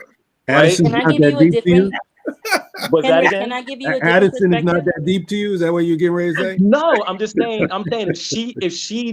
If I had something so important, like the family business, whatever it is, right? And it's supposed to be hers. And she's like, nah, I'm good. Not even taking it right in the ground. Just like, nah, I'm good. Like I actually don't even want it. Give it to the other one. Can I give you a different perspective? Sure. So I'm really into like medieval stuff. And I watch a lot of shows that talk about like Yeah, you can't give me that. I don't. Talk about like the kings and their how they live their lives. But one thing that is always important is when the queen has a son, their firstborn is in line for the throne. So that like a firstborn would never ever, not even like firstborns alone, you have cousins, distant cousins, who technically they don't qualify for the throne, but they'll do whatever it takes to get to the throne. So in a sense, it's kind of like, hey, you were next in line for the throne. It held that kind of weight back in the day. Yeah. I get it. Yeah, I understand. Because I think that's the difference. To be called godless, I believe Esau knew the weight and still chose to do something. Right. Ridiculous. So it's kind of like you gave up your kingdom for some lentils. Right. Yeah. Or you give up your citizenship, right? To someone here for something crazy like a ride in a car. Right. Yeah. A car that you could probably get in your own, but you're like, oh no, I gotta get a ride. He's like, give me a U.S. citizenship. Right. Like in the moment, like I just really want to get down the block. Like, can you just take me? Like, I know it's like a 5-minute walk, but I really just don't want to walk. Like, can you please just take me? Yes. Like I get all of that. I guess my thing is you're muted, Kendrick. No, we can hear him. No. You just don't want to hear me. I get all that. I just think there's some people that just don't care about it, and it's not a value. And then I think there's also people that you don't realize things until later on in life. True. Is right? Is that maybe you're making a good point, and isn't that maybe that's part of what God is trying to help us see? There's some people who don't value, God or heaven or hell, and trying to help us realize that so we don't fall into, or we can help people not make the same mistake. You know what I mean? I wonder if it's less of a undervalue, more than not realize what it is you have. And I think that because, as a firstborn person, just because not only am I firstborn, but I just happen to be born male, these things are all mine. And I can think about somebody who didn't luck out like that and going, well, how he get that? How is that fair? That's kind of arbitrary position. And so not having it, you kind of value it more than when it was just given to you and you didn't really earn it, so to speak. It was just, you were here first, or it's yours, and so it's like, well, all I did was show up. I just came here and they gave it to me, and at that point, when he gives it away, he's not really seeing what it is or it becomes, and so it doesn't really have. And even when he's begging for it, he's begging for it because it's supposed to happen. Right. Not necessarily that he still sees the value of right of what it is. Right. Yeah, I just I don't know. It's hard for me to see it just because I'm American. Right, but you can see it in other stuff though. Like what? You can see, like I said, you can see it if birthright was like U.S. citizenship. You can see it then, right? Or $500 million. Born a citizen. It's like you could get you're going to get $500 million, but you know what? I guess that's my point. Like $500 million is great for the person who cares about $500 million. That's my point. The person that doesn't care about $500 million. I mean, right. We're trying to find something you care about. Yeah. No, that's what I'm saying. I don't know the birth. Like I'm firstborn, and it's like okay, like it's not. I mean, Okay. Right. That's why I said you're like you're responsible for taking the trash out. Like that's, I mean, it's not, I don't know. I don't know. Anyway, that's why I was looking perplexed, because I was trying to think of something that I get you. I get you. It's important to who it's important to, regardless of what the content is. I get it. It just, you know, when the birthright was such a thing that was so valued and so talked about and so treasured, it would be hard for me to think that he did not understand the implications and everything that went behind it. But I do subscribe to the fact that he carelessly gave it up because he probably just did not, like Kendrick said, he just didn't care about it. You know, my dad cared about his firstborn being named after him. I cared about my firstborn being named after me. I've hopefully instilled within my son to care about his firstborn being named after him. But he'd be like, I don't really care. And then if he was to say he don't really care, I mean, it's his choice. I'm gonna name my son Sandra. I would be sorely disappointed if my son is listening right now. I'd be sorely disappointed. But yeah, it is. But even with this though, is it okay to not care about something that's tremendously important? Yeah. That's It's okay. It's Hold okay. on, we're hearing okay. different things here. I want to hear everybody. What? So who says? I think Ron and Marcella were saying no, it's not okay. Is that right? I don't believe it's okay to care about something that is tremendously important. That's because the label that was put on Esau, or to have respect for something that's tremendously important, no matter what time period you're in, because what God labeled Esau was as godless for this action. So showing a lack of respect or no respect for something that has been given to you that should be respected is a godless act, right? Who labeled him godless? That's what the writer of Hebrews said, that Esau was godless. Oh, so that's not God saying that. That's somebody's idea or thought. Well,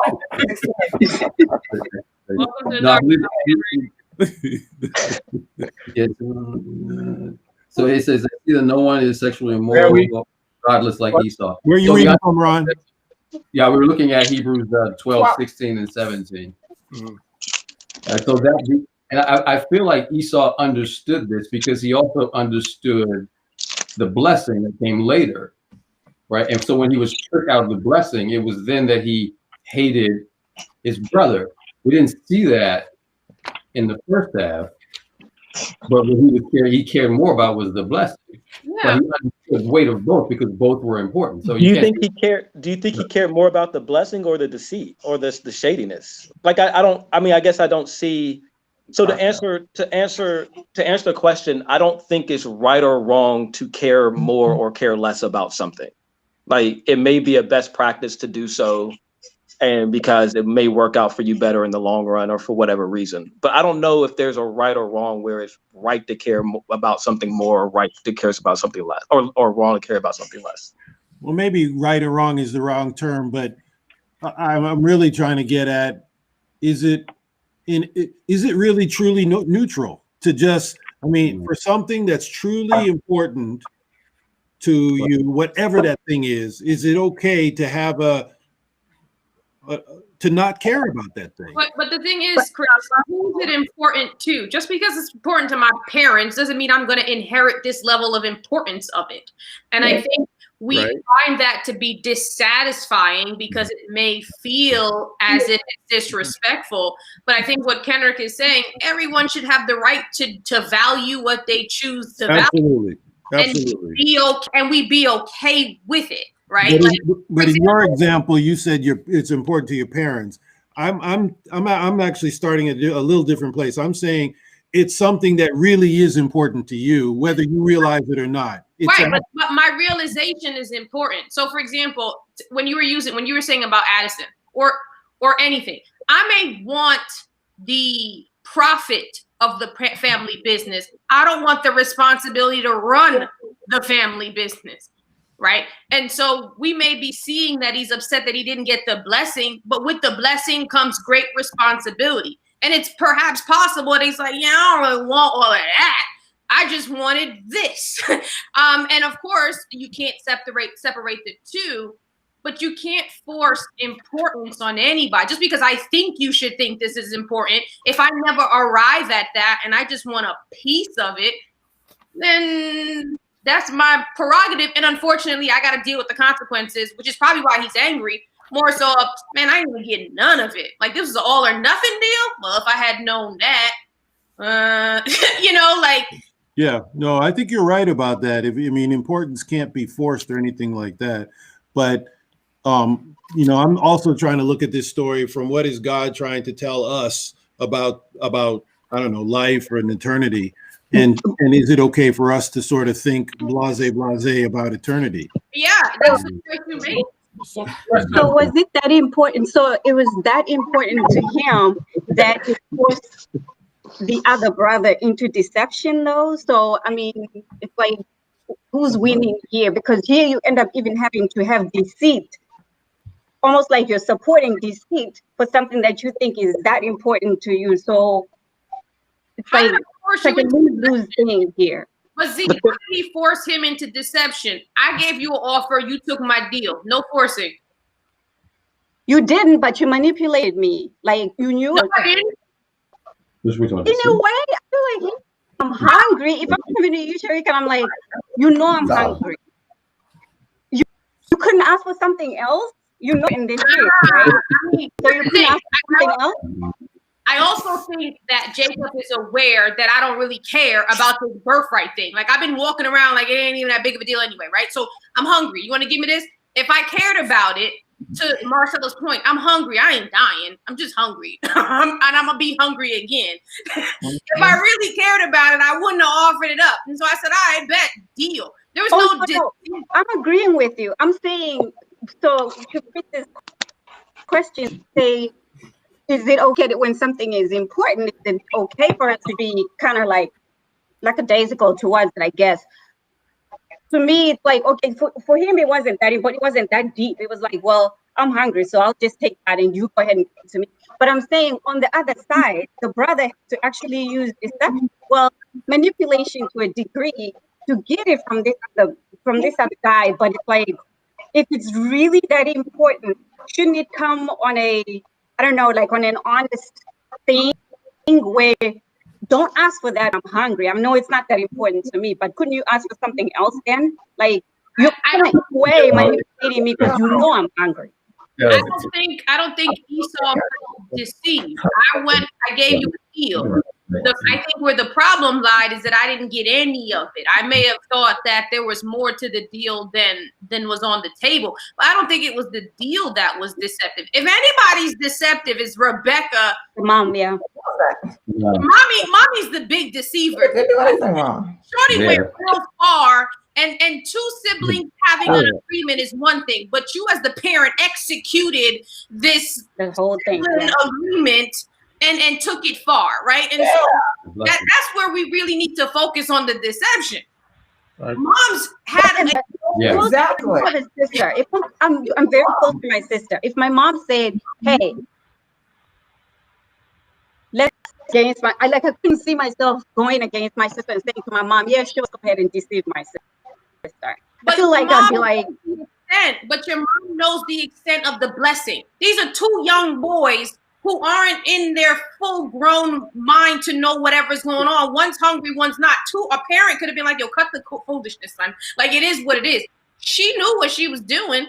She's the problem here. These are two young little dudes running around. And I'm not saying young as in they're 45 years old. But mom was well aware of the full circumstances. She had she favored one kid, and she put fake hair on the other one to pull this off. like she went deep into it. Right. There's a couple of points from Aja and Mike, Aja and Mike that have been coming out, but check it out. All right. Just I'm going to share them, but I want to ask this question: Is importance? Is there something that can be objectively important, or is importance a subjective? Relative. Yeah, that's what I was. Importance is very subjective. Definitely subjective. Yeah. So I just says tremendously important to whom? And then Yeah. she asked the question about, it doesn't say he was godless because he gave up the birthright, does it? Actually, that's what it says. It says, for godless Esau, who for a single meal sold his inheritance as rights as the eldest son. So Gail says he didn't fully understand the blessing because he asked if his father could also bless him, which was, I don't think he fully appreciated it. No, I think one of We were desperate. They were twins. So I just asked him a question. So important equals significant versus important equals desirable. Which one are we talking about?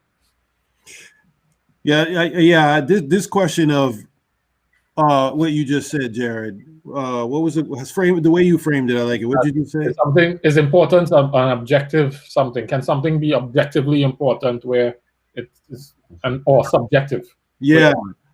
Is there anything in life that is important, whether you recognize it or not, whether you deal with it or not, it's still important? Or is importance ascribed based on what I think or what somebody else thinks? It's what you value.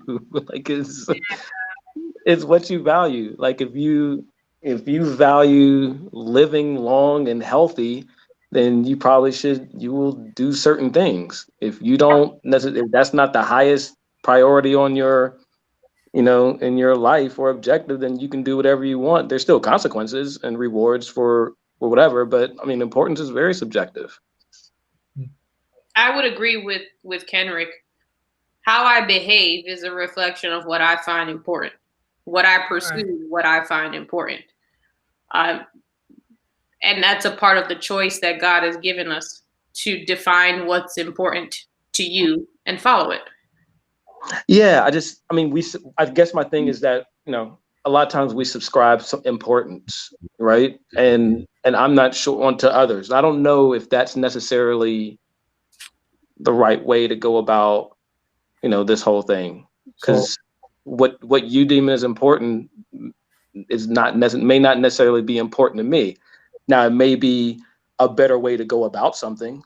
It may be recommended, right? But it's not necessarily, I don't know if it's a. And what's important to you changes over time. Yeah. Sure. Say something. What'd you say, Jared? I said Marcella looked like she wanted to say something, like she was trying to get in. She's ready to go in. Yeah, I'm talking about the word value because that doesn't matter. So as we read the word, it's about God showing us value and what's important to him, because it's not about us. Yeah, everyone, it's going to be different for all of us. We're going to value different things are going to be important to us. But what we're supposed to be figuring out is, what does God value? What should we be valuing? Of course, what does he need us to value? And learning making it a life journey to learn how to do that, because that's not going to happen overnight. It may take the rest of our life, but that should be the purpose of our life. But that only has value. That's still going to be different for each person, right? I would think so. I would think different and in unity. It's like the branches of one tree, different aspects of it. The result may be different, right? The result may be different, but I see what you're saying, Marcella, in that if everybody's valuing if everybody's searching for the value that God is placing on something, then, and it may be different for each person, but the similarity or the consistent thing is placing looking at the value that God is placing on and getting there. Mm-hmm. I get that. That makes sense to me. And isn't that what we should be doing? We shouldn't be in the ideal sense. If you're trying to go to heaven, yes. If you're trying to make Jesus your Lord and Savior, yes. Well, if you value that, then yes, Chris. Do I value him? Forget heaven. Do I value? Or if you value him, then that's what you should probably be doing. If you don't value him, then no, it's not important. But this is I'm struggling with that. I got to be honest with you, because God doesn't say it, whatever it is he's talking about, and then it becomes right or valuable because I agree with it. It's right because he said it. Whether I never believe it again. It's But still, right isn't valuable. Value. That right isn't value and important. it may not be, but my human being saying or coming to the point that I value this thing is not what puts value in it, for God. So that's what my question is. Is there anything that's inherently valuable? Like with the value? Yeah, I think it is. Intrinsic to it, and it's not a matter of perspective. No, I think there are things. Interesting. I think depending on what side of the fence you live on, if you are a believer in God, then you will believe that things are inherently right or inherently wrong. And so it is the subjective nature of human that gives you a value or an importance system. That's just what it is. If you are an atheist, what God says is not important. It is not valuable. It is whatever. If you are it all depends on how you look at life. We've all at some point made the choice to be on God's side, and it may make us uncomfortable for people to devalue him. But if they ain't on the team, then they don't value the game. It is what it is. So Jared, is there? I don't know. That's what I'm asking. This question has put it there to me. I don't know that. So the word intrinsic means that something has value just by the nature of the thing. So, correct. Can I ask the Sharika a question? I would say, Sharika, to what you just said, that if God believes you're valuable, but I'm an atheist, it's not valuable. I say that's not a true statement. It's not valuable to you, but that doesn't make it not valuable. But that's you believing that God exists regardless. No. Listen to what I'm saying. I'm saying, starting from the premise that there are some absolutes, and one of them is whatever they are, there are some. We're not in this existence, and everything is relative. And so then there's the absolute, and then there's our relationship to the absolute. The recognition of this absolute is subjective in itself. Right, that's true, but the absolute is not.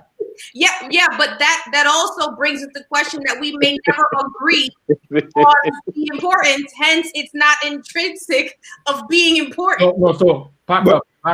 Yeah, okay, I perceive its intrinsic value, but the idea of what something is intrinsic is that whether you perceive it or not, the value exists. It's exactly. And so at least that's what that idea of intrinsic means. It's correct. Right. What I'm saying, in our human form, we are unable to, without shadow of doubt, say, yes, there are things that are intrinsically valuable because we are subjective by default.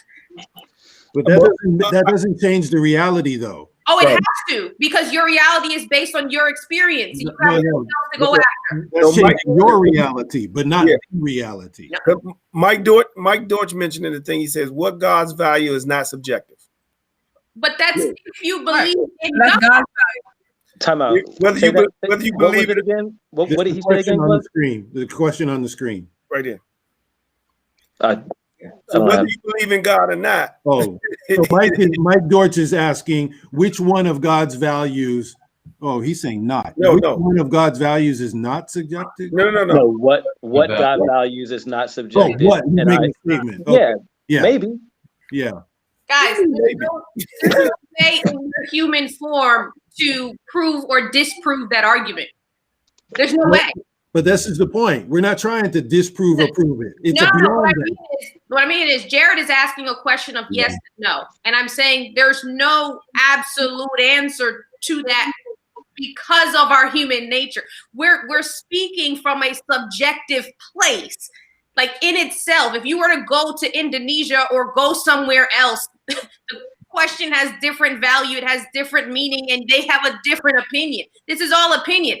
Unless we ask in Abraham, or unless we ask in the seraphims and the Father himself, ain't no answer. We may not know the answer, but that doesn't mean there is no answer. My question wasn't about God so much as it's about anything. Does fire have an intrinsic value? That whether you make use of it or not, fire has an intrinsic value that belongs to fire. Right. Fire, but Jared, fire's value, or the values that we know of fire, are the things that we've discovered. That's all we know, and they could be secondary to its primary value. But in our state, are we talking about value or use? Like, I don't think he's asking us to measure it. You're just asking. Right. Exactly. That's what it is. But what I'm saying, but Marcella, just because yes, but it may have little value to me. Yes, and that's what I was going to establish. If the thing has value, that's different from whether it has value to me. The value inherent to the thing. That's right. That's why I wanted to land that. If there are things that have inherent, intrinsic value, I wouldn't want to say inherent, intrinsic value, because that's the idea of intrinsic. And I guess we probably wouldn't have the word if we couldn't demonstrate that. Then there are things that are important, but our perspective of it is varied. So all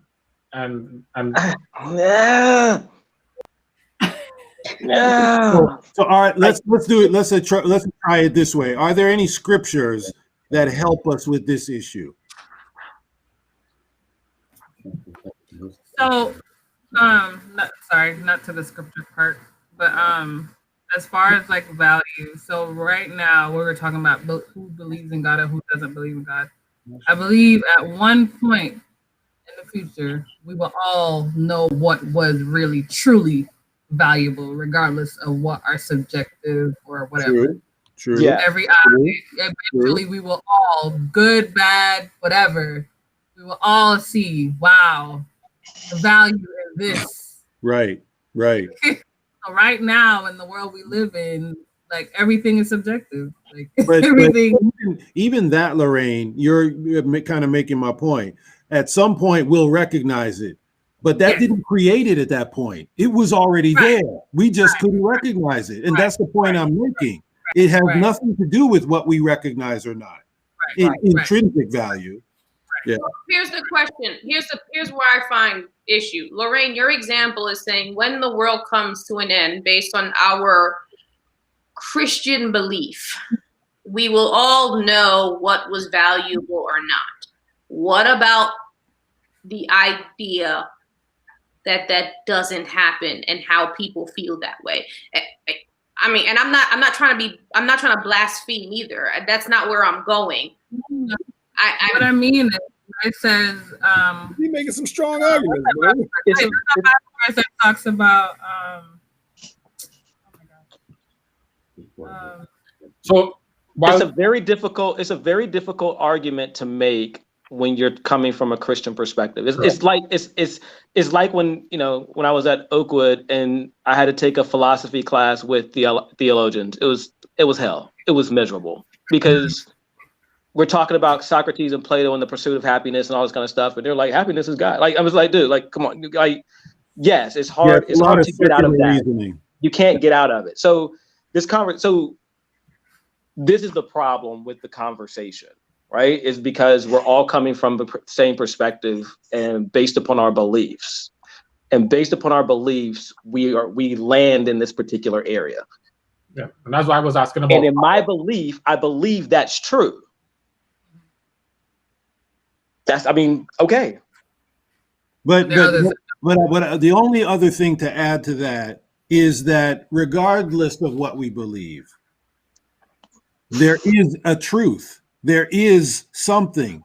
And you could say right today it's Confucianism and we got it wrong, or you could say it's Hinduism and we got it wrong, and you could say it's not knowable what the right one. Philosophers had said all those things and many more, but that doesn't change the reality that let me put it this way: it's our belief. It doesn't matter what anybody believes. There is an ultimate reality. Okay, so could the thing that is intrinsically valued be truth? Now you're asking the right question. If we start from that place, because if you don't start from that place, then you're in a place that says everything is relative. And everything can be changed, and everything. And I'm not saying that. I don't think. trying not to be on Sharika's side today. I'm not saying that everything is relative. What I'm saying is, I guess ultimately what I'm saying is that it's hard to place value on something and expect someone else to value the same thing. Right. That may be true. I can agree with that. I can certainly agree with that. Well, it is true. You can't. I can't. You can't. Well, some people you can, some people you can't. No, you cannot. Well, anyway, okay. So I think that's the thing. And then based upon our faith or my faith, and then based upon your faith or whatever your faith may be, whoever it is, they believe something else, and something else is has less value or more value. And the thing is that, and it goes back to kind of, the way I look at it, goes back to what we started with. We were talking about the tree of life and all these different things. Like ultimately it comes down, at some point there's a level of faith, right? And there's something that I have to get somewhere, and I can't prove it at some point. I can't have enough information. At some point, I just have to believe. And yes, and that belief right there, in my opinion, removes any type of definitive value, because at that point, I'm now reaching for something that I cannot explain, I cannot place a value on, that you can actually see or appreciate is something that I have in that particular thing. So here's I think that's where I'm getting, if that makes any sense. It does. It makes a lot of sense. I'll just say one more thing and try to stop. Because I think this is what it does get to. It does get to faith. And what is it? And is faith something that's synonymous with the word belief? Or is it something more? I found it very interesting that in Hebrews, where it talks about faith, Hebrews 12, where it talks about and defines what faith is, it uses some very interesting words that relate to what we're talking about. And we all know the text. It says, for faith is the substance of things hoped for, the evidence of things unseen. So right there, it is telling us that faith is not something that's built on nothing. It's built on evidence. Now, I'm not saying that's how we all understand it and talk about it, but that's what the word is saying about it. So the notion that faith is just now something I'm choosing to believe in and I can't know, and it's just that's all it is. That's actually not biblical faith. That's not, for this discussion, true faith. And so, and the opposite of that, according to the Bible, is faith is built on evidence.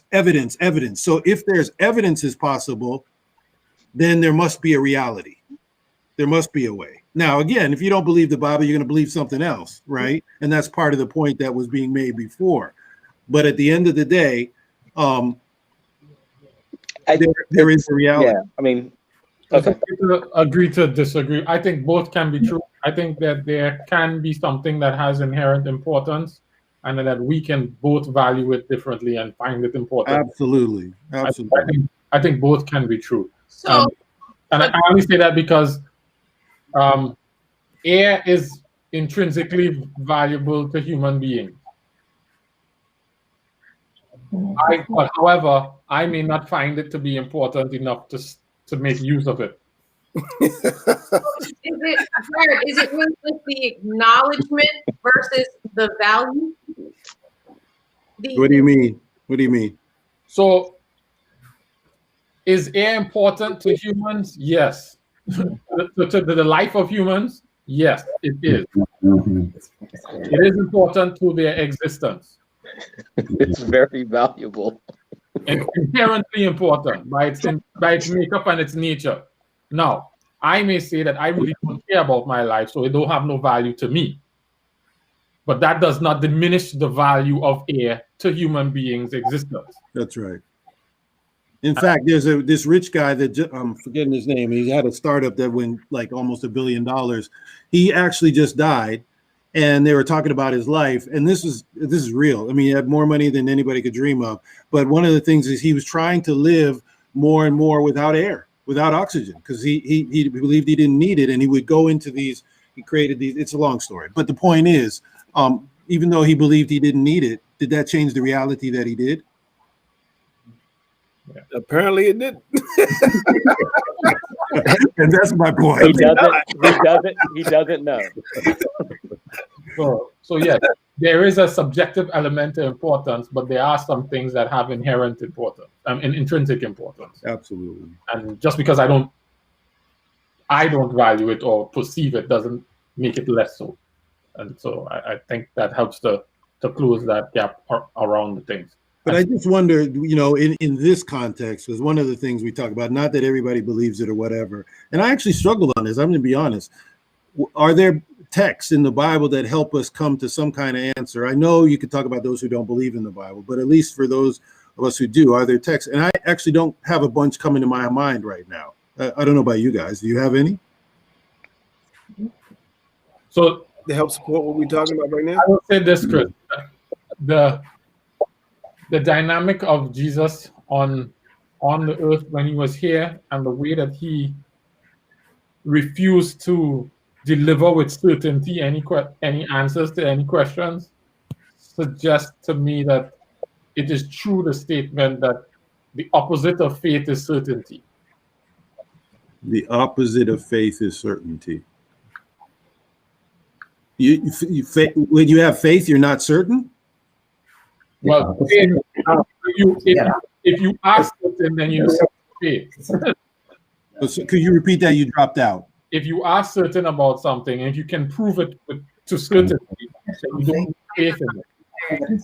So that's what I was getting back a minute ago when I was talking to Kenrick and talking about the definition. I think the Bible is trying to tell us something different, that faith is certainty, but it's not the way we as humans think about certainty. So what I mean by certainty is being able to prove it. Right. By human, I had this discussion with, you guys know that I have this Muslim colleague who we've been talking about the Bible and the Quran for years now. And we just had this discussion this week.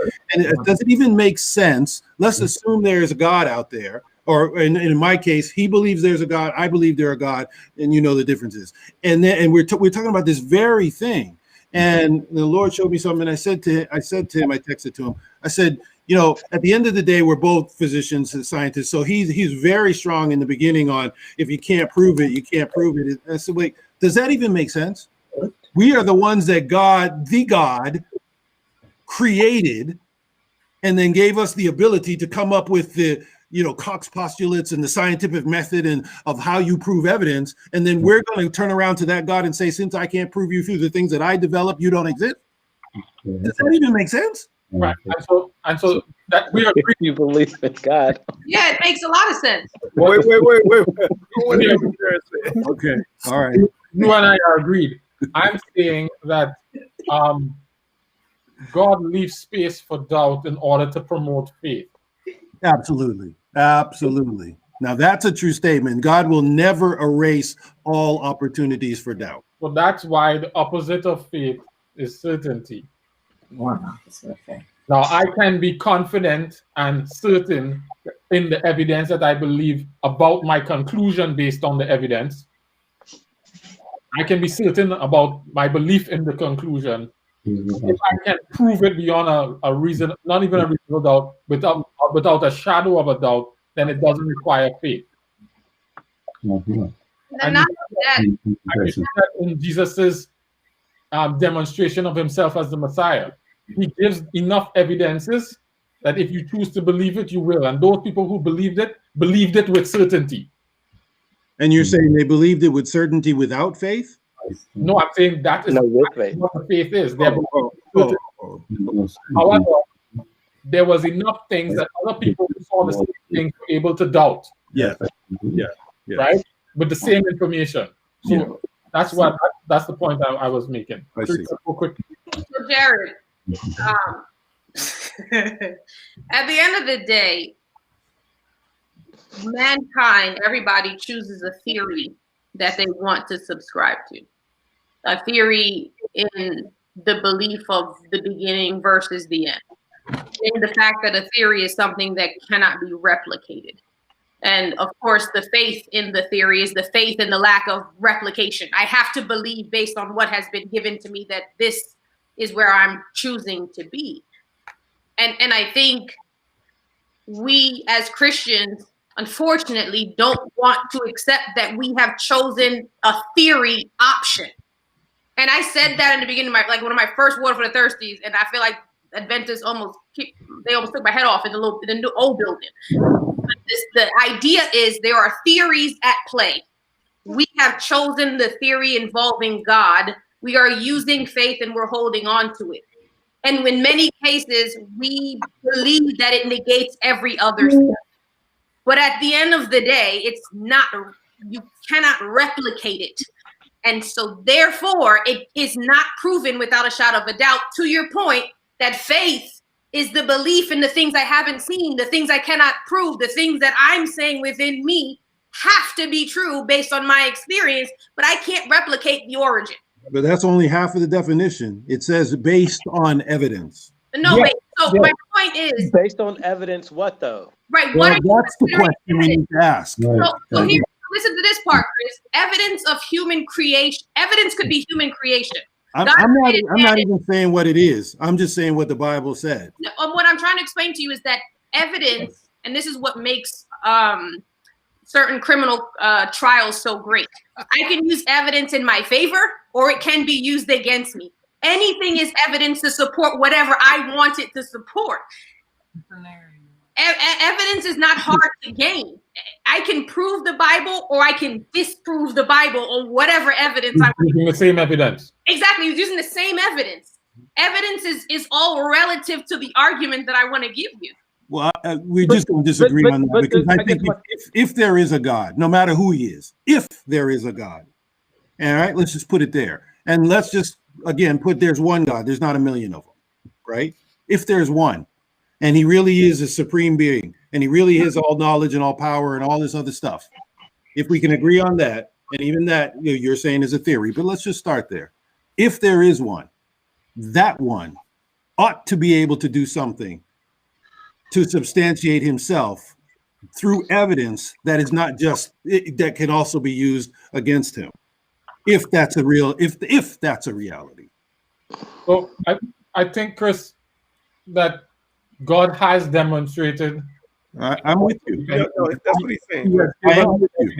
Yeah. I'm just saying that his evidence is given in such a way, and let's go back to where we started and try and tie it in a nice bow.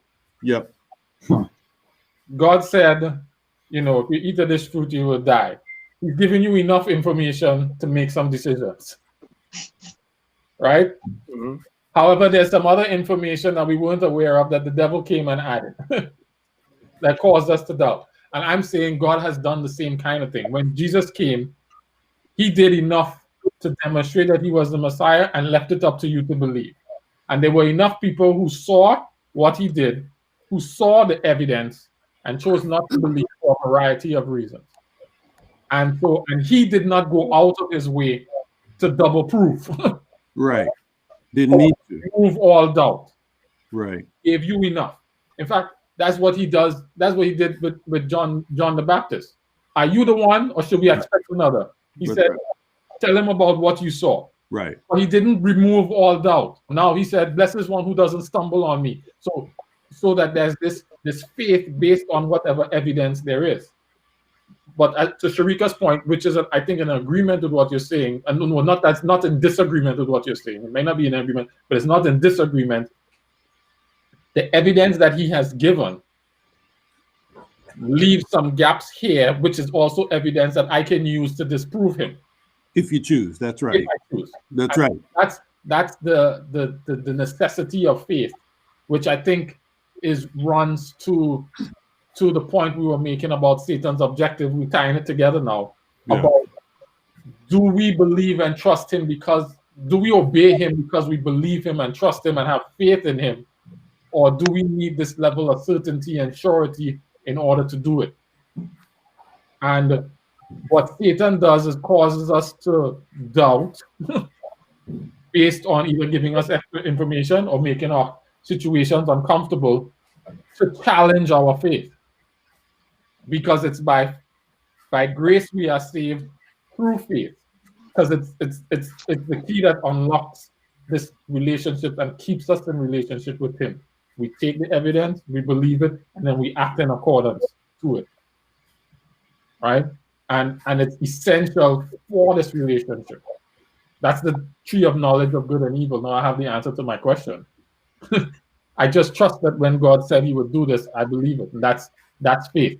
I've never seen death. I don't know what death looks like. I don't even have to prove death to believe that because God said it, it's going to happen. And I'm not in a better existence if I do know that. Correct. Right? The only thing I feel would like he gave evidence too. What'd you say? He gave evidence That's to Adam what I as was well. just about to say. Because we know that he brought Adam along. You named all these animals. Next thing you know, he says, I don't have somebody that's like me. He gets put to sleep. Next thing he wakes up, there's someone, a mate for him. Where did that mate come from? Right. Right.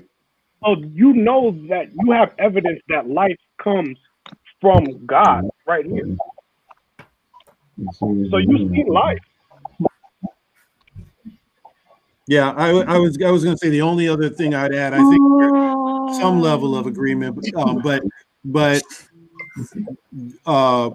what I'm learning, I'll put it that way. What I'm learning is that evidence, as we as humans have come to think about it, which is all based on science and scientific method and all that kind of thing. I think God, whoever He is, thinks about evidence a little differently than that. Agreed. Right. Well, Ecclesiastes 11:5 says, as you do not know the way the spirit comes to the bones in the womb of a woman with child, so you don't know the work of God who makes everything. Mercy. So even with this evidence, there are still things that we cannot conceive in our own mind and our own wisdom, which is what I think essentially comes back to what we're talking about in the garden. And we keep doing this all the time. We're choosing to figure this thing out in our wisdom. And He's trying to bring us to the point where we're going to trust Him like children. Yeah. I don't understand everything. This doesn't make sense to me in my mind and the way I look at things. Trust me still. Good point. Yeah, I agree. Yeah, that's faith. Appreciate that. That's faith. All right. So it is 10:13, and we need to at least close off this so we can, have transitions. So I'm gonna start. We'll go clockwise. No, we start at the bottom. I'm sure you can come back around because you were wrestling there. So I'm gonna ask you for your takeaway in your wrestle. I'm gonna use your wrestle for delivery of your takeaway. I think the only thing that I'm landing on, I think a lot differently than people. I'm landing on that heavy, and I want to understand why God allows my mind to behave this way. And that sounds very selfish, but that's what I took away. Not that I need to be changed in my thought, but All about you. There's a good to be used. It's supposed to be used towards, and I probably need to Super Saiyan my way into that one sooner than later. So that this conversation really just brought to light that I be thinking about some next level stuff. I'm okay with that. It's just, how do I use powers for good? All right. Z, I didn't get to tap your brain today. I didn't get to tap into your brain today. So I'd like to take away. You did to a degree when you talked about that whole deception thing, because I kind of struggled with that. But the one thing I'm taking away is what Marcella said, because I actually, like, as I was reading, I was wondering why so much deception, and then they still seem to kind of, prosper, and God still doesn't seem to say anything to them, and yet, they still go on and starting all the way from Abraham, they just lie, and then he just keeps going. But what Marcella said, it doesn't even matter. Like, that's like such a minute thing when it's in the bigger picture of everything. because everything was already determined. Like he was saying with the twins, that was already said that Esau is the one that's gonna, Jacob is the one, he's gonna steal his birth, not steal his birthright, but he's gonna serve him, right? So no matter how they got there, it was already determined. So that part of it, or the deception part of it, isn't even the big thing or the thing to concentrate on or be, sidetracked by. That was my thing. Good. Kendrick? I don't know why Sharika thinks her backwards thinking is a power. You're a hater. And the fact that you're on my side 4 out of 5 times today is the value of thought. I don't know. I don't know. I don't have a takeaway. I have 0 takeaways today. And I win again. Not eating that fruit. Yeah, I don't have any takeaways. Ronnie, myself? Lean not into your own understanding. They look so frustrated. So this is like year 4 for us of Water for the Thirsty. I know this is in 7 years for you guys, but I must say this is the first time, and this probably was a sign that this is going to be a wild night. That Sharika was right, was the theme of so many points. I just I'm blown on that. So I should have known we were in for it. I'm here all year, folks, all year. But to her point early on, and I think Kendrick had also alluded to this, the more information that we get, it kind of dilutes our faith. And I find that that's a direct correlation to where we are in present day with this age of information and why we have such a falling away from faith, because we have so much information to a point it's information overload, and we don't factor in God anymore and the way that he operates, which is need to know basis. And so I feel like that message that happened in the garden is something that is just blossomed in present day. And we're in a particular situation now. I got you. Cliff? Ron and Marcella, what's the name of my book? The shoestring. The what? The who? Screw tape letters. My takeaway is that Kendrick and Sharika will be great actors for the screw tape letters. They would bring that thing to life like nobody's business. That's one of my takeaways. And my last takeaway is I think it's Isaiah 55, where God says that my ways are not your ways, neither are your thoughts my thoughts, says the Lord of hosts, or declares the great I am. And that's my takeaway tonight. That's my real takeaway tonight, that I still got some growing to do. Courtney? I guess two verses, some passages. First one's 1 Corinthians. We're looking at chapter 1, verse 20 through 22. But it says, so there, where does this leave the philosophers, the scholars, and the world's brilliant debaters? God has made the wisdom of this world look foolish. Since God is in his wisdom saw to it that the world would never know him through human wisdom, he has used our foolish preaching to save those who believe.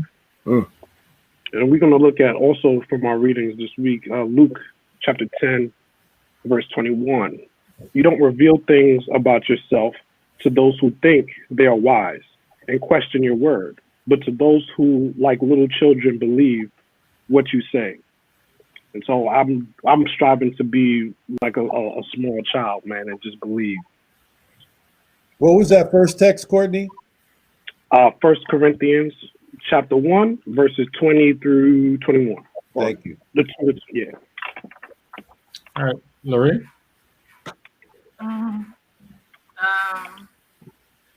My takeaway comes from the conversation about Satan and the whole information thing.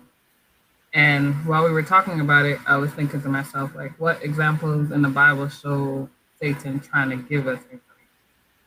But initially, my thought was thinking like verbally. And my brain was like, well, our brain processes information in various kinds of, not just words, stuff we feel, stuff we touch, stuff we sense, like our whole being translates information. So with Job, with all the stuff he went through, that was information overload. Like he was getting stuff from left, right, and center. And the point of that information was for us to not trust. If you look at any example in the Bible, it's for us to doubt God and what he says, period. So whatever stuff we go through, whatever stuff we feel, like my week has been a beat. And so like this whole like conversation about what he's doing and what his purpose is for us to doubt and for us to not trust. I mean, I know for those who may not believe in God, you know, may not care or see the value or the importance of trusting God. But for me, as for me and my house, I do believe that. I can see the devil and, you know, I guess get a different perspective on what he's trying to do and how he goes about and overloading with all these different facts. And for people who are very science driven, who may see like, okay, well, the fact is, you know, this happened, so there's no way that God can blah, blah, blah. And it does take that level of faith that someone else mentioned. You know, it's like all of the stuff we've talked about, even though it may seem disconnected, it's connecting for me in my week. So it's, yeah. That's what I think. His point is for me to not trust. However he makes that happen, he makes it happen. Sorry, I did not invite those who were in the chat to also share their takeaways. So as Chris and I go, I'm gonna go first, and I'm gonna give Chris the last word. Please share your takeaways in the chat so that we can include them in the conversation. My takeaway is that when we were talking about importance and perspective, and the conversation kind of shifted a little bit in the closing to the value of trusting God. If I value you, then what you value is important to me. So if something is important to you and I don't find it important, it's a statement about me and you. It impacts or it has a regard for me and you. And I remember when I asked last 2 weeks about the reason the tree was in the garden, and we kind of landed on the to see whether you really care about me, care for me. That kind of stood out, because like, if I don't care about what's important to God, do I care about him? And I think answering that question kind of helps me to know where I am with him. It helps to keep me, you know, grounded, because when I distrust, what does that mean for how I feel about him? And I'm not saying that we won't have moments where we, you know, go up and down or whatnot, but when I take that posture of, you know, dude, I'm not really, you know, I'm always wondering, always questioning, always, and I'm talking about not growing in the other direction of trusting more and doubting less. That's what I mean, you know, because, you know, it's a process and it doesn't happen overnight. But that's kind of how he evaluates those who are going to be with him, is those who regard him because they regard what's important to him. And that was a profound takeaway for me tonight. Well, that was good. So let me, I think I feel the need to apologize. I talked way too much tonight. I try not to do that on these things, but tonight, you know, Kenrick and Sharika got to me, okay? I'm sorry. I'm just kidding. But I do feel like I talked too much tonight. So, not at all. But I want to thank Courtney too, because one of the things I am trying to do, partly because I spent how many years of my life learning to do it. And now I believe from scripture I need to stop doing, is not to approach God and things about God based on what I think. You know, that can't be the basis. I find too many scriptures telling me not to do that. And I know I have chosen to accept the Bible, and there are plenty of people who haven't. So I get that too. but where I am. So when I asked the question about scriptures, I was really, I can agree with a lot of what we said, but it's still mostly what we thought. And I wanted to see, was there anything, and Jared, yours helped too, and Courtney, I really appreciate that text, because that helped, that brought some thoughts I didn't bring up. We can talk about them later, but I think that's at least another text that's very helpful. And so for me, I guess my takeaway is that, if there really is a God, that one God, he is knowable beyond a shadow of a doubt. But that doesn't mean there won't be doubts. But he is knowable beyond a shadow of a doubt. Right. We do have one takeaway from Mike.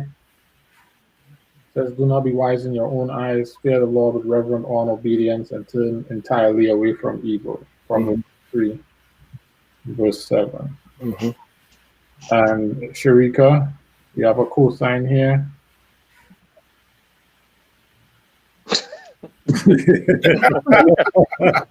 Enough said. Just put the name right. up. Yeah. That's right. All right. Thank you guys for the conversation. Everyone who participated in the chat and online. It was good to be here with you guys. I always enjoy this, and we do lose track of time because it's just so much good conversation, and there's so much rich stuff to explore that we didn't get to all of the things that we read in our reading from Luke, and we didn't even touch Luke today. We stayed all the time in Genesis. Mm-hmm. There was a whole lot of stuff. So I'm looking forward to coming back next time so that we could touch some of them, and explore some more about what God is trying to do, teach us about Him and about ourselves, so that we could learn to trust Him and regard Him because of who He is. Would anyone like to pray to close us out? Volunteer to pray to close us out. Sure, I'll pray. No worries. All right. Father God, we thank you for your grace, your love, and your mercy. And tonight, as you always do, Father, you show up. You give us more to think about, more to learn about, and more to inquire about you and who you are and your love for us. Now, Father, as we close out this session, we pray that we will never close out your presence from our lives. Help us to learn from the experiences that we have gone through, so that, as once said before, we never lose. We either win or we learn. Forgive us for our sins, protect us and bless us, and bless those that are going through this COVID situation, those whose families have been affected by it. Help us to be used as vessels for you as you see fit, and may we always be stepping stones instead of stumbling blocks. For this is our prayer. In your holy name, amen. Amen. Yeah. Yo, Ron, I got something for you. Yeah, I haven't forgotten. All right. Well, we are on again, first and third Friday. This is the third Friday. So first Friday in February, we're on again at 8 p.m. And we're supposed to run till 10. So forgive us for the extra half an hour tonight. I'm glad you guys stayed with us, and we'll pick up. Guys, when we close, don't leave just yet, please. So we're just gonna say goodnight to everyone else, and till the next time, drink up. All right. Drink up.